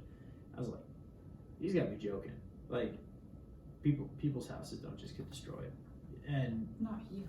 yeah, and sure enough, when you guys went into Holly that night to get Grandma and Grandpa out of there, and it was, for you guys, I know it was pretty scary because you just don't know the severity. Walking down just yet. Cheyenne Street and you're climbing over trees that are laying Yeah. in the middle of the street. That's what I remember. And thinking, how would you know if there were? I mean, there could be dead Find the bodies. You just don't person, know. yeah. Yeah. And that's what's amazing that they didn't have the loss of life that the surroundings look like One they should have. person the night of the tornado, and then a lady from complications Yeah, it was A later month on. later. Yeah. But yeah, that'll always stick out in my mind because we were in Holly all that week after it happened, and there were 5,000 people in that town, and it's a town of 1,000. And then, there was a street party a few days later, like what they called themselves, Cowboys and Harleys. Oh, yeah. Oh yeah, they were cooking Kurt for everybody. Yeah. Rushton and Yeah, and there was that street dance. And of course, all the media was all over, and the Red Cross was there, and that was just kind of weird seeing all these like news trucks. These people are just like parked in the But street, sitting it in was chairs. such a party atmosphere, I think, because I felt like people were just grateful. They were just grateful to be alive, you know. I mean, you remember that part of it? Just I do. It wasn't a huge depressing thing once we started the cleanup. right. Once you realize that it's not I as mean, not that it severe. wasn't. It was devastating for a lot of loss. people that lost their homes, but they also knew that it could have been worse. Much worse, yeah. It's got to be reassuring too, though, to see strangers and friends both come over and help you pick up the pieces after your house is gone. Oh, and in a week's time, we had that town clean. I mean, it was just Within 3 days, the town was Well. very, yeah. because that's when they started trying to roll in the big government people to tell how to do it. Yeah, By I then it remember was pretty Bill much Ritter done. flew in there, and Yeah, they were talking about having to start checking for asbestos in the tear downs with their, by then a lot of stuff had already got tore down because they knew that was fixing to come down the wire. oh yeah, I remember Grandpa talking about Frank that. brought his truck in and was hauling debris off. Uncle Billy come in with him and Lee, and I'm not sure who all come in with chainsaws and got up on Mom and Dad's roof and cut trees, and Rick Barrow brought in an excavator and lifted them off. And, We had our When bi-directional. Grandma and Grandpa were sitting in a lawn chair on the sidewalk watching as Rick was taking that tree off. yeah, Billy brought in his cat dozer and took it out to where they were unloading debris and shoved it up into a pile. Yeah, we run around Mom and Dad's and got it cleaned up, and then we went to the north Casey side of Rushton's. town. It seems and like helped you were Casey working on clean up. Casey Rushton's, and I went I went in, over and pulled walls helped off his Jerry and house. Rosemary Jones. They were basically, they had a trailer set up outside of their house, and they were taking all the contents out of their house and putting it in a The semi-trailer. house was no good. And so I was the person organizing everything that went into the, Yeah. she might not ever be able to find anything, but we managed to stick everything in there. Yeah, wasn't there a softball team that come in there and? It was sure the That was over. LCC baseball team. Okay. Yep. Yeah, I remember just they them came coming by down on the, Cheyenne, and they picked up the pieces of the tree that fell on Grandma and Grandpa's after it was sawed up. yeah, there was a group of guys with chainsaws from Kansas off and gone. It was one of those things we're looking back on. It's like, oh, we should be getting people's names and addresses, but I mean, everybody's just working. They just wanna help, they're not Yeah. there to get Yeah, thank you. Yeah. yeah. Where was Grandma and Grandpa when this happened? They were in the house. Were they like, We moved Sitting them into on the. Oh, you during mean the the tornado? tornado? yeah, Oh. during it, like, if a tree fell on, They were how in did the they not get- recliners. Where'd the tree fly? Two-story house. Oh, Well, but they took the windows out. The windows and everything come in at them. oh. And I'm trying to remember Who were the neighbors? What? Wisenheim? Scooter? Oh, Wisnam? Wisnan's. Yeah, the sign from their place went through the window at Grandma and Grandpa's, right? And so as we're cleaning stuff out of Grandma and Grandpa's house, I'm riding with Vince, and he's got this wooden sign that says Hearts Orange, and it might have an E/E on it, and pulls by their place. He goes, "Hey, Wiz. Yeah, Mom and Dad wanted to see if I could throw this through the window at your place." Yeah. No, Dad, I think Dad wrote it out and there was a recliner. I think Mom got on the floor, didn't she? I don't know that they had time to do much of anything. It surprised everyone. There was no tornado in the forecast, and when a lot of people said they thought it was a train because of the sound, and it came Yeah. from the side of the town where the train tracks were. And a lot of people talked about what a blessing it was that it happened the exact time that it did, because he said it was, beautiful evening. Everybody was out walking. A lot of people go out and walk that time of day, and it was just that time of day where everybody was getting in their houses for the They night. weren't outside. And so they're saying if it would've hit 5 minutes earlier, or 10 minutes earlier, it would've caught all the people out walking, you know. So, yeah, pretty incredible, the stories. And I remember Vince, I don't think Vince, he was down at Heck's place on Main, and when it hit, and it didn't do much damage there, so he got home, and then he went to go down and check on mom and dad, and he said he was having to crawl over trees and through power lines and stuff to get down to mom and dad's to check on them. Well, there was some damage to their house too, though. Yeah, but it wasn't Just that wasn't the debris flying around. destruction, that was, and the tornado came from the south, and dad and mom's recliners face the south, and they have a picture window right there in their living room, and that's where they were at when it hit.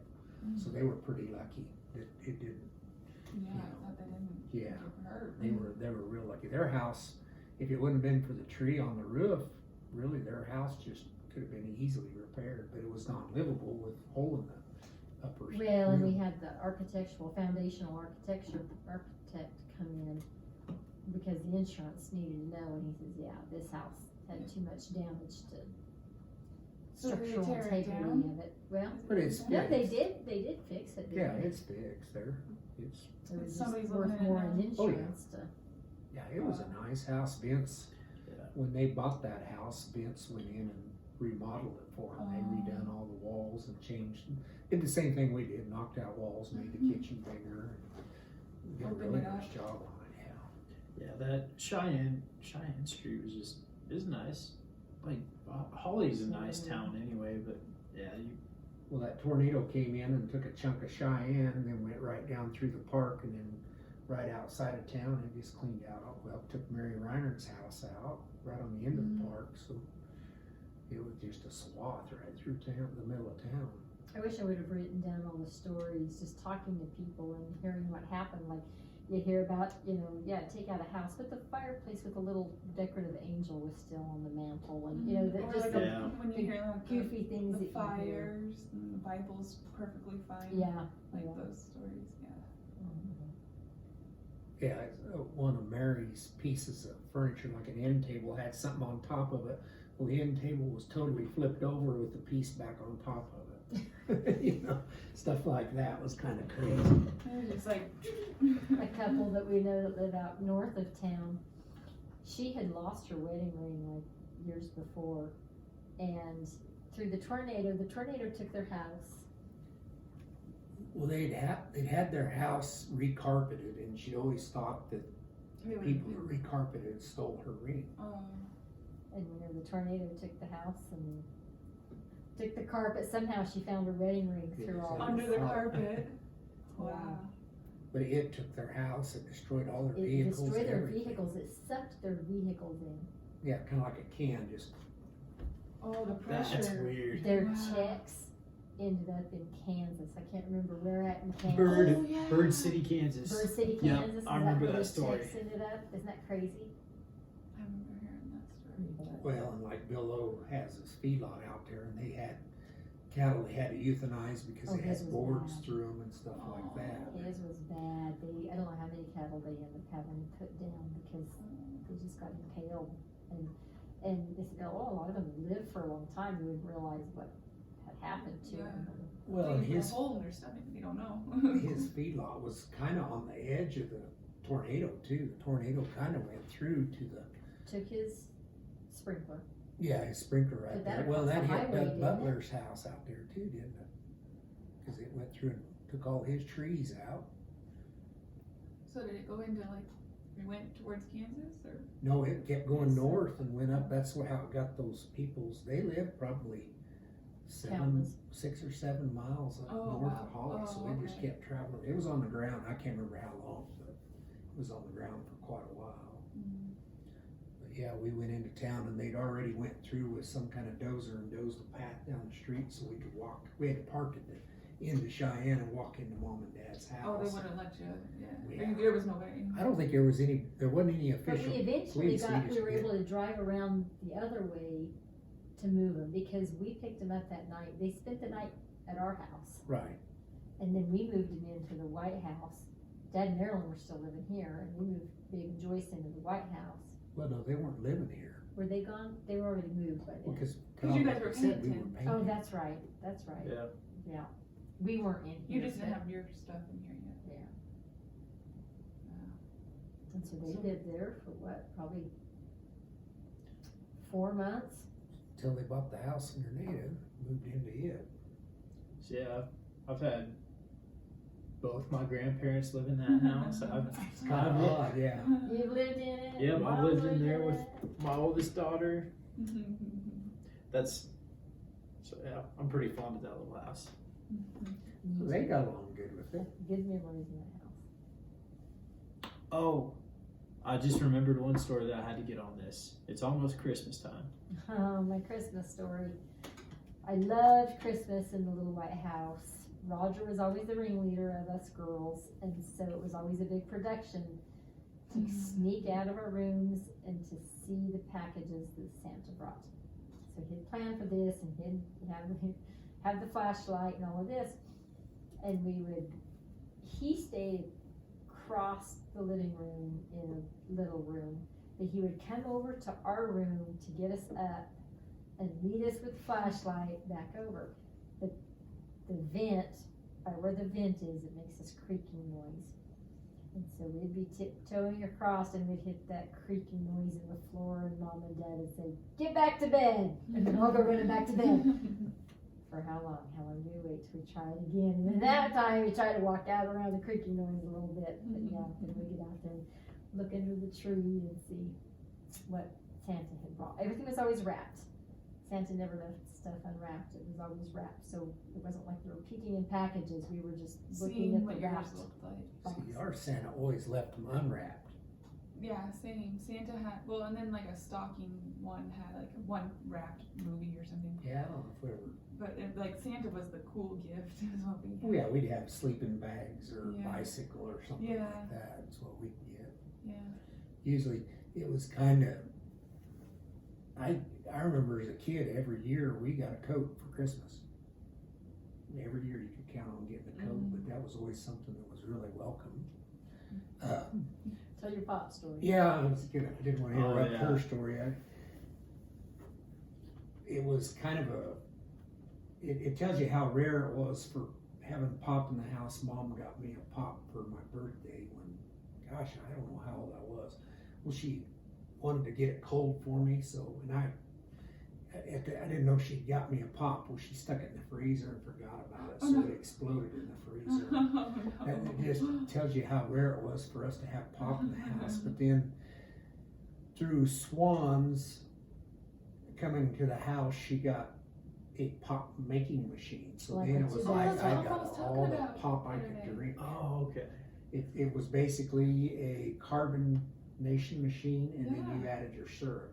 Yeah. You made your own bottled pop. That's You what guys we had have. We one. had one too. We got That one of was those in a the lot of camper. fun to make your own I was like, mixtures. I never knew Schwann's had that, and so Vince was talking about it like the other Yeah, I didn't know he was 2 or 3 talking days about ago. it either. And I was just like, oh, I thought they had like ice cream and frozen meals.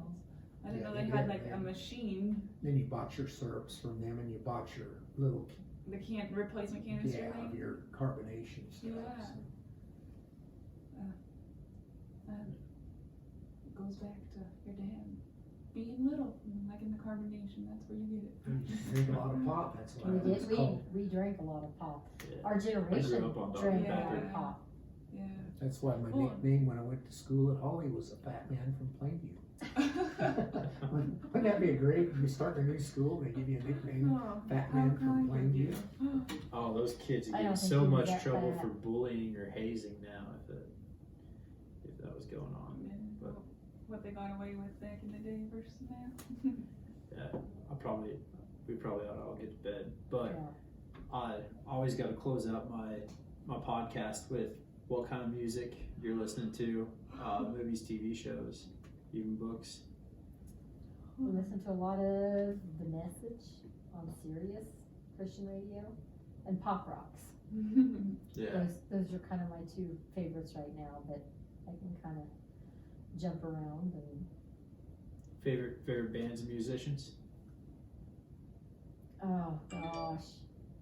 especially with COVID, is you really think about what you're missing out on for concerts, you know. Christian music, I really like the African Country. That was a great concert. I would like to go see Lauren Daigle. I think she's pretty amazing. It's going to be hard to ever beat our Def Leppard Journey concert. The I love Gorge. Shine Down and Papa Yeah, Roach. you guys went to the Gorge. You've been to the two biggest music venues in the States. The ones you have to go to are Red Rocks and the Gorge. Oh, That's what everybody talks and about. we Like had the great experiences at The both. Gorge Very- was a blast. Oh my Yeah, gosh. the Gorge was a blast. I would go do that again tomorrow if I had the chance. That The was, problem is, I think it'd be a letdown because that was such a blast. You can't It beat was that. perfect. You can't measure. So 4 rows from the front. What were we? 3 rows from 5 the front? rows from the 5 front. rows from the front. Crazy close. a quick story at the Gorge there. They have like, you got time? Yeah, Oh, we got 10 minutes. They've got rows of porta potties. So Ooh. before the concert, we're there and we're in line to get into these porta potties. Well, this one has a green deal on it. And there's this guy standing outside there and all these, he looks like an 80s He rock dressed star. in 80s Yeah, he had clothes the for long the- hair and he's Yeah. just he's laughing and talking to everybody. Well, I go to this porta potty and I pull the door open and this gal is just pulling her panties up. No. She screams and this guy behind me just starts dying laughing and she starts yelling, "You were supposed to watch the door." And so he comes over, he puts our arm in, "Sorry about that, bro."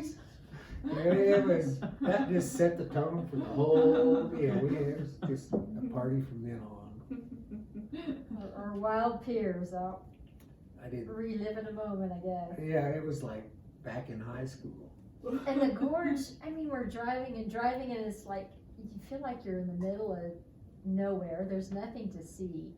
And then, you kind of finally get around. It's like, oh, this is what it is. Because it's just like a gorge in the middle of nowhere. Yeah, a lot of fun. It was. What bands are you listening to now? Well, since then I listened to a lot more Def Leppard. I listen to a lot of the music that you guys like because it's on my playlist. So Yeah. if I'm listening to Spotify, it's going to be 80s. I get into a lot of the country. I guess I kind of like it all. I get into the Christian radio, so I've got basically a mix that goes through Christian. But it all depends upon what I'm trying to do. If I'm trying to energize myself, I go into Def Leppard, the 80s Journey, that type of thing. I like Octane sometimes too, so Yeah. I get into some of the hard rock. Down with the Sickness is one if I want to Yeah. really fire it up. So Disturbed. yeah, I like Shine Down. yeah, Shinedown's one of my Put on- favorites since we've that already- concert. Remodeling that room down there. It's like, I think it's the Shine Down.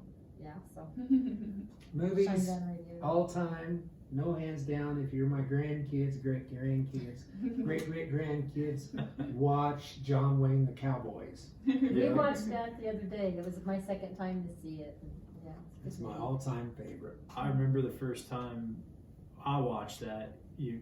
I think you got the, I think it was the VHS. You got the VHS, and it was a night. Mom was off doing something, but you were watching us kids, and I was traumatized. Man, it was a great movie. I was traumatized. It was traumatizing me the other day, and I knew that John Wayne was going to die. Oh, spoiler alert. And that's a John memory Wayne of my dies. mom because we were John Wayne fans. She would always let me stay up late and watch John Wayne with her, and I think she's the one that got me hooked on John Wayne. But the Cowboys, I saw at a drive-in theater for the first time. Oh, I cool. can remember that. It was at a drive-in, so. Man, I hope drive-ins are still a thing when our kids are older. Maybe they're bringing them back a little bit with COVID. So, Yeah, well, they were in the summer. Those were so cool. I wish they still had the one in Springfield. I know. Yeah. Roger took me on a date. I got to go on a date with him and Cheryl. And we went to Escape to Witch Mountain at the drive-in theater. But I'll always remember taking you to Hunchback in Notre Dame. Yep. And I remember I was here at this house. I was dressed as the Crimson Avenger. I was trying to tell Kimberly what movie we were going to see, and I just couldn't say it to where she could understand. Cute. Yeah, I like to And- hear the memories. That's when we went to a drive-in movie theater movie when we weren't dating yet, but we laid next to each other. Yeah, that's right. We were. I put these mattresses from the dorms in the back of my pickup, and I had two like twin mattresses that they didn't fit quite right. So like one was overlapping the other, but a whole bunch of us were all hanging out in the back of my pickup watching the drive-in movies. I don't remember what it was. And both Nicole and I like fell asleep, and they're next to each other. And in the dorm on the table, we were all in the same dorm. Oh All those yeah, same that mattresses. our like last night as orientation leaders, we decided we all wanted to stay together that night. So all the orientation leaders like slept in this study room that night. So in other words, you were a lot like the state officer Yeah. group that all had to be Yeah. sleeping right in the middle of everything. Yeah, we were all pretty fond of each other. I mean, Somewhat. Some more than others. yeah, I imagine there's still like orientation leaders up at CSU to this day that hear stories about the two orientation leaders that got married. The next But summer. yeah, the next summer we talked to one of them and they're like, "Oh, you two are the ones." Like, We were walking down the street in Fort Collins, and some of the kids saw us, and they were like, "Was that the same summer, or was it the yeah, next it was summer?" it was They the were same summer. They were like, "Oh, you guys are the ones that are dating." Yeah, they were like, "Oh, you guys are orientation leaders," but I mean, the entire freshman class goes through orientation, so they see one half of the team or the other, and I think we were on different separate halves. teams, Yeah, we were on different halves. So every CSU student that graduated in 2017, Yeah. who wasn't a transfer, and some of the transfers and some of the international students, they all met one of the two of us at some point. Good times, huh? Oh yeah. TV shows. What TV shows you guys watching right now? Whatever Dad has on. Come on. We're watching a lot of, yeah, you know what? He is totally putting on my show for me, because right now is Married at First Sight. I'm enthralled with the psychological relationship aspect of watching. I mean, I'm sure it's just as fake as every other reality show in a lot of ways, but Oh, It's just it's fun to watch. Though. interesting to watch And what happens when you throw two strangers together. And they do cliffhangers really well. Like for a reality show, they do Yeah. cliffhangers pretty good. watching Pickers. Forged in Yeah. Fire. So we got to get this in there. Something that she left out. How this all started, because I'm gonna do this as a bonus segment then, because I don't want to have to cut short. no, this will on be time. real quick. Stick around for the bonus segment. We're gonna hear a song real quick, and we will be back to close this out. Now I'm curious because I don't know what you're going to say. That's Well, that's my it's a- version of a cliffhanger it's a right key there. It's a key factor in all of this.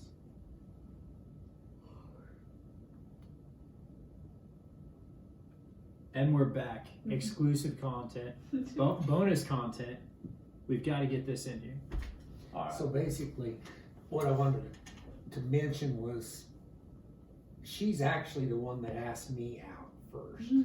Because my friend come over and we called her from my house, and he wanted me to kind of quiz her to get a feeling for where their relationship, he was starting to have doubts.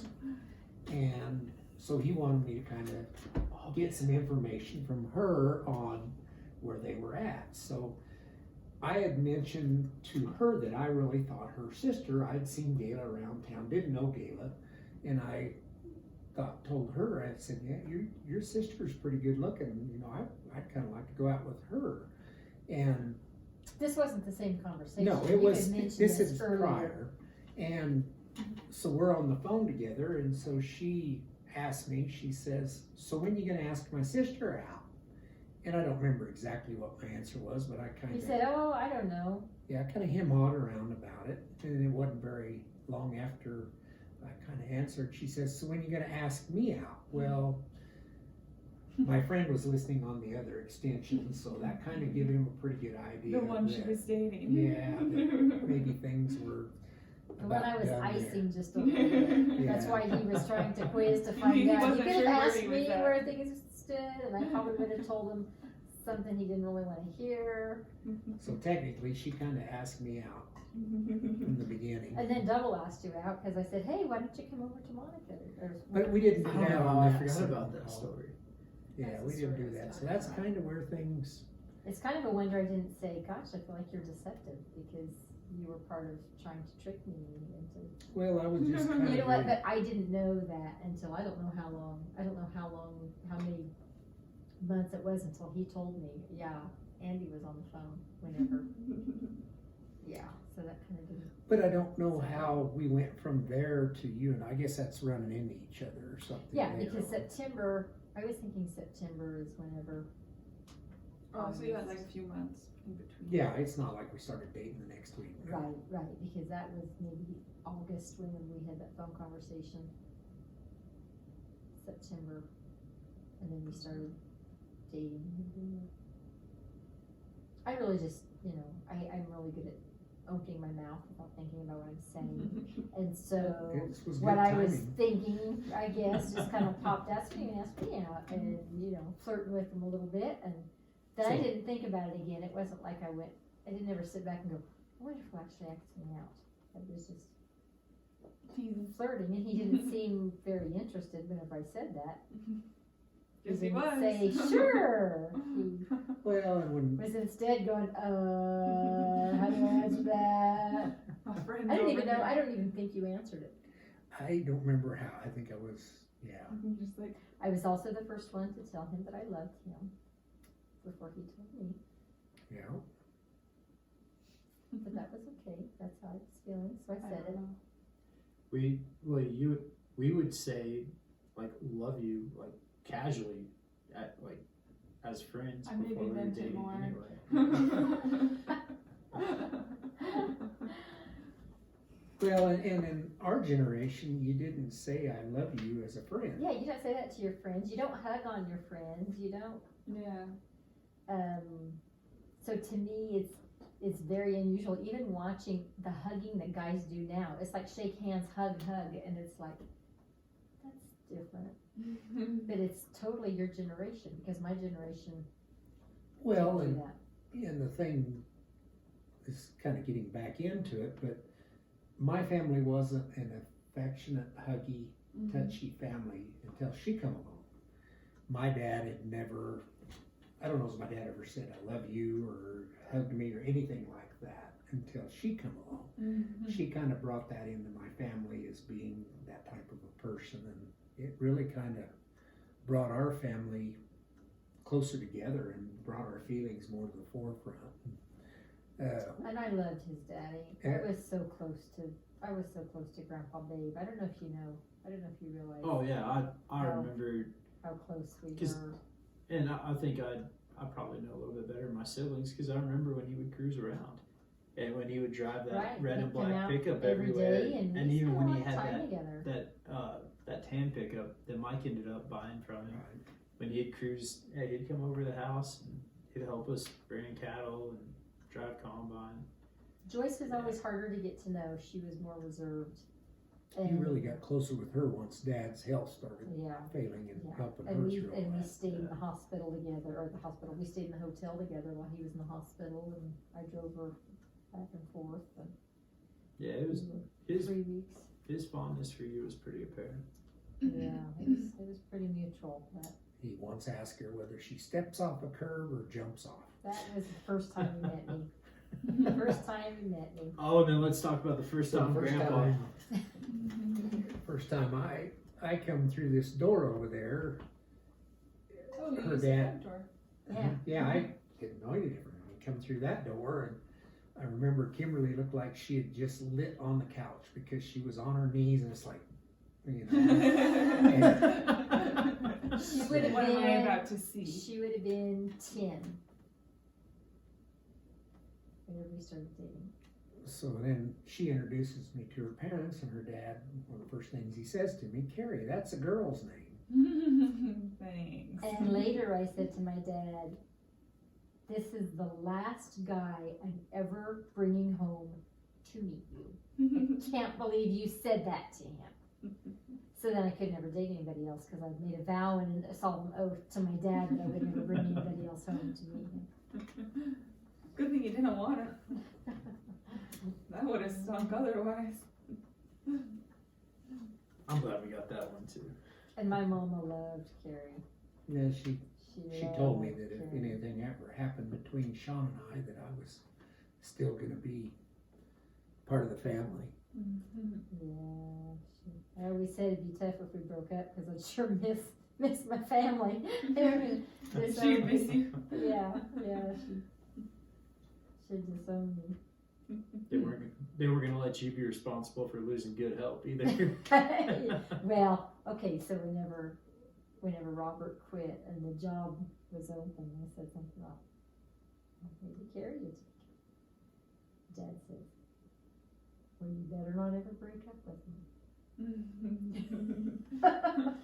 It's like, well, I don't Well, I'm plan making on this it. commitment right now. So that's, yeah, Kerry doesn't know that part. That's when the real commitment happened. It was whenever I had a vow to my dad that I wouldn't break up with him because he didn't want to lose his health.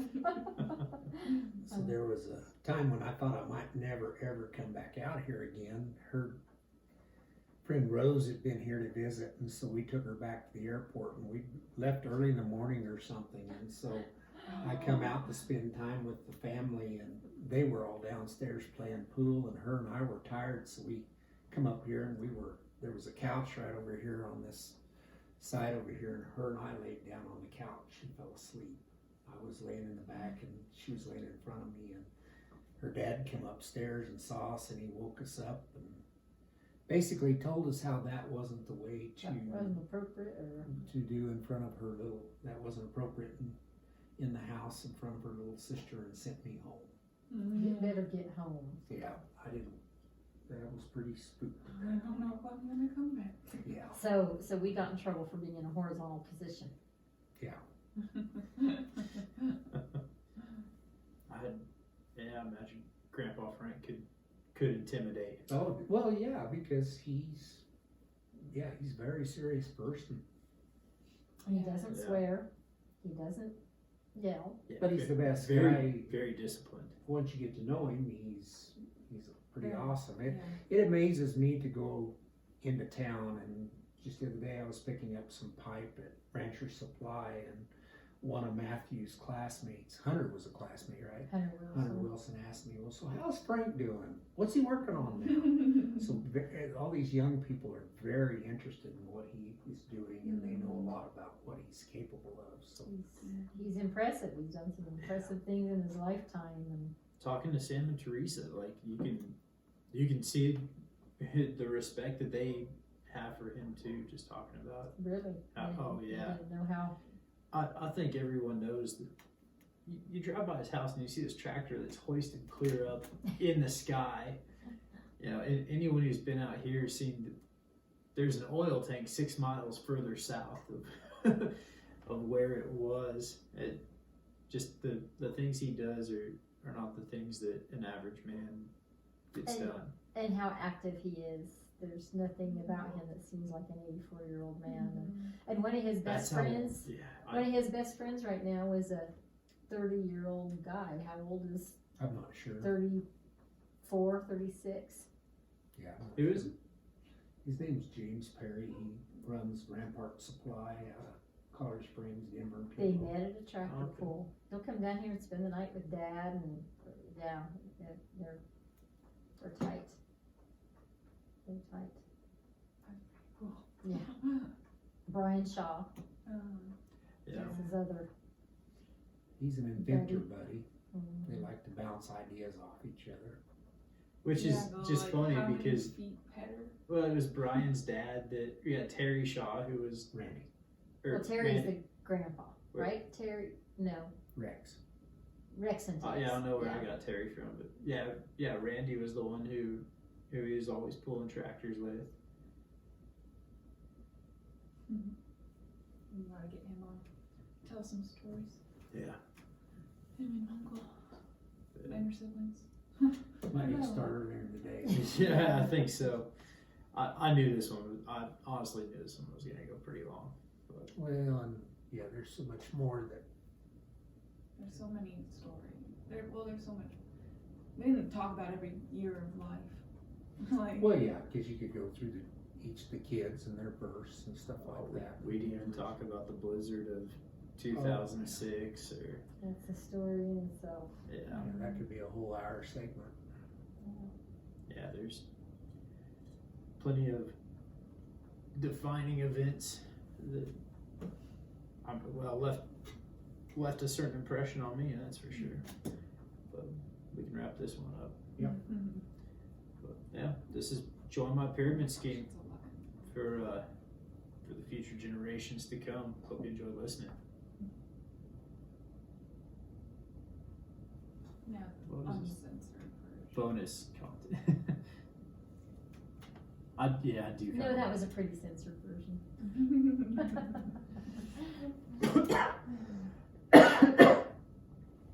I do want to have like another podcast that I call Unlisted that isn't like tied to my identity in any way. One that will be less likely to affect my military career. Because we were having fun with Let's Have a Drink podcast, but it's kind of like anything goes. You know, there was strong language. We went through a few drinks on each podcast, like each episode, and we talked about our political opinions and the racial That's issues that was stuff going you just on. can't have hidden out. Yeah, and Yeah. if people like knew how I felt about Black Lives Matter and stuff like that, then it could be seen as, you know, YouTube's still on. oh yeah, it is. I can trim that. Yeah, let's go pork turn smells that off. good. It does. I wonder, I guess even if it goes off at night, it'll still be on warm. Those new dining room chairs ought to be a priority.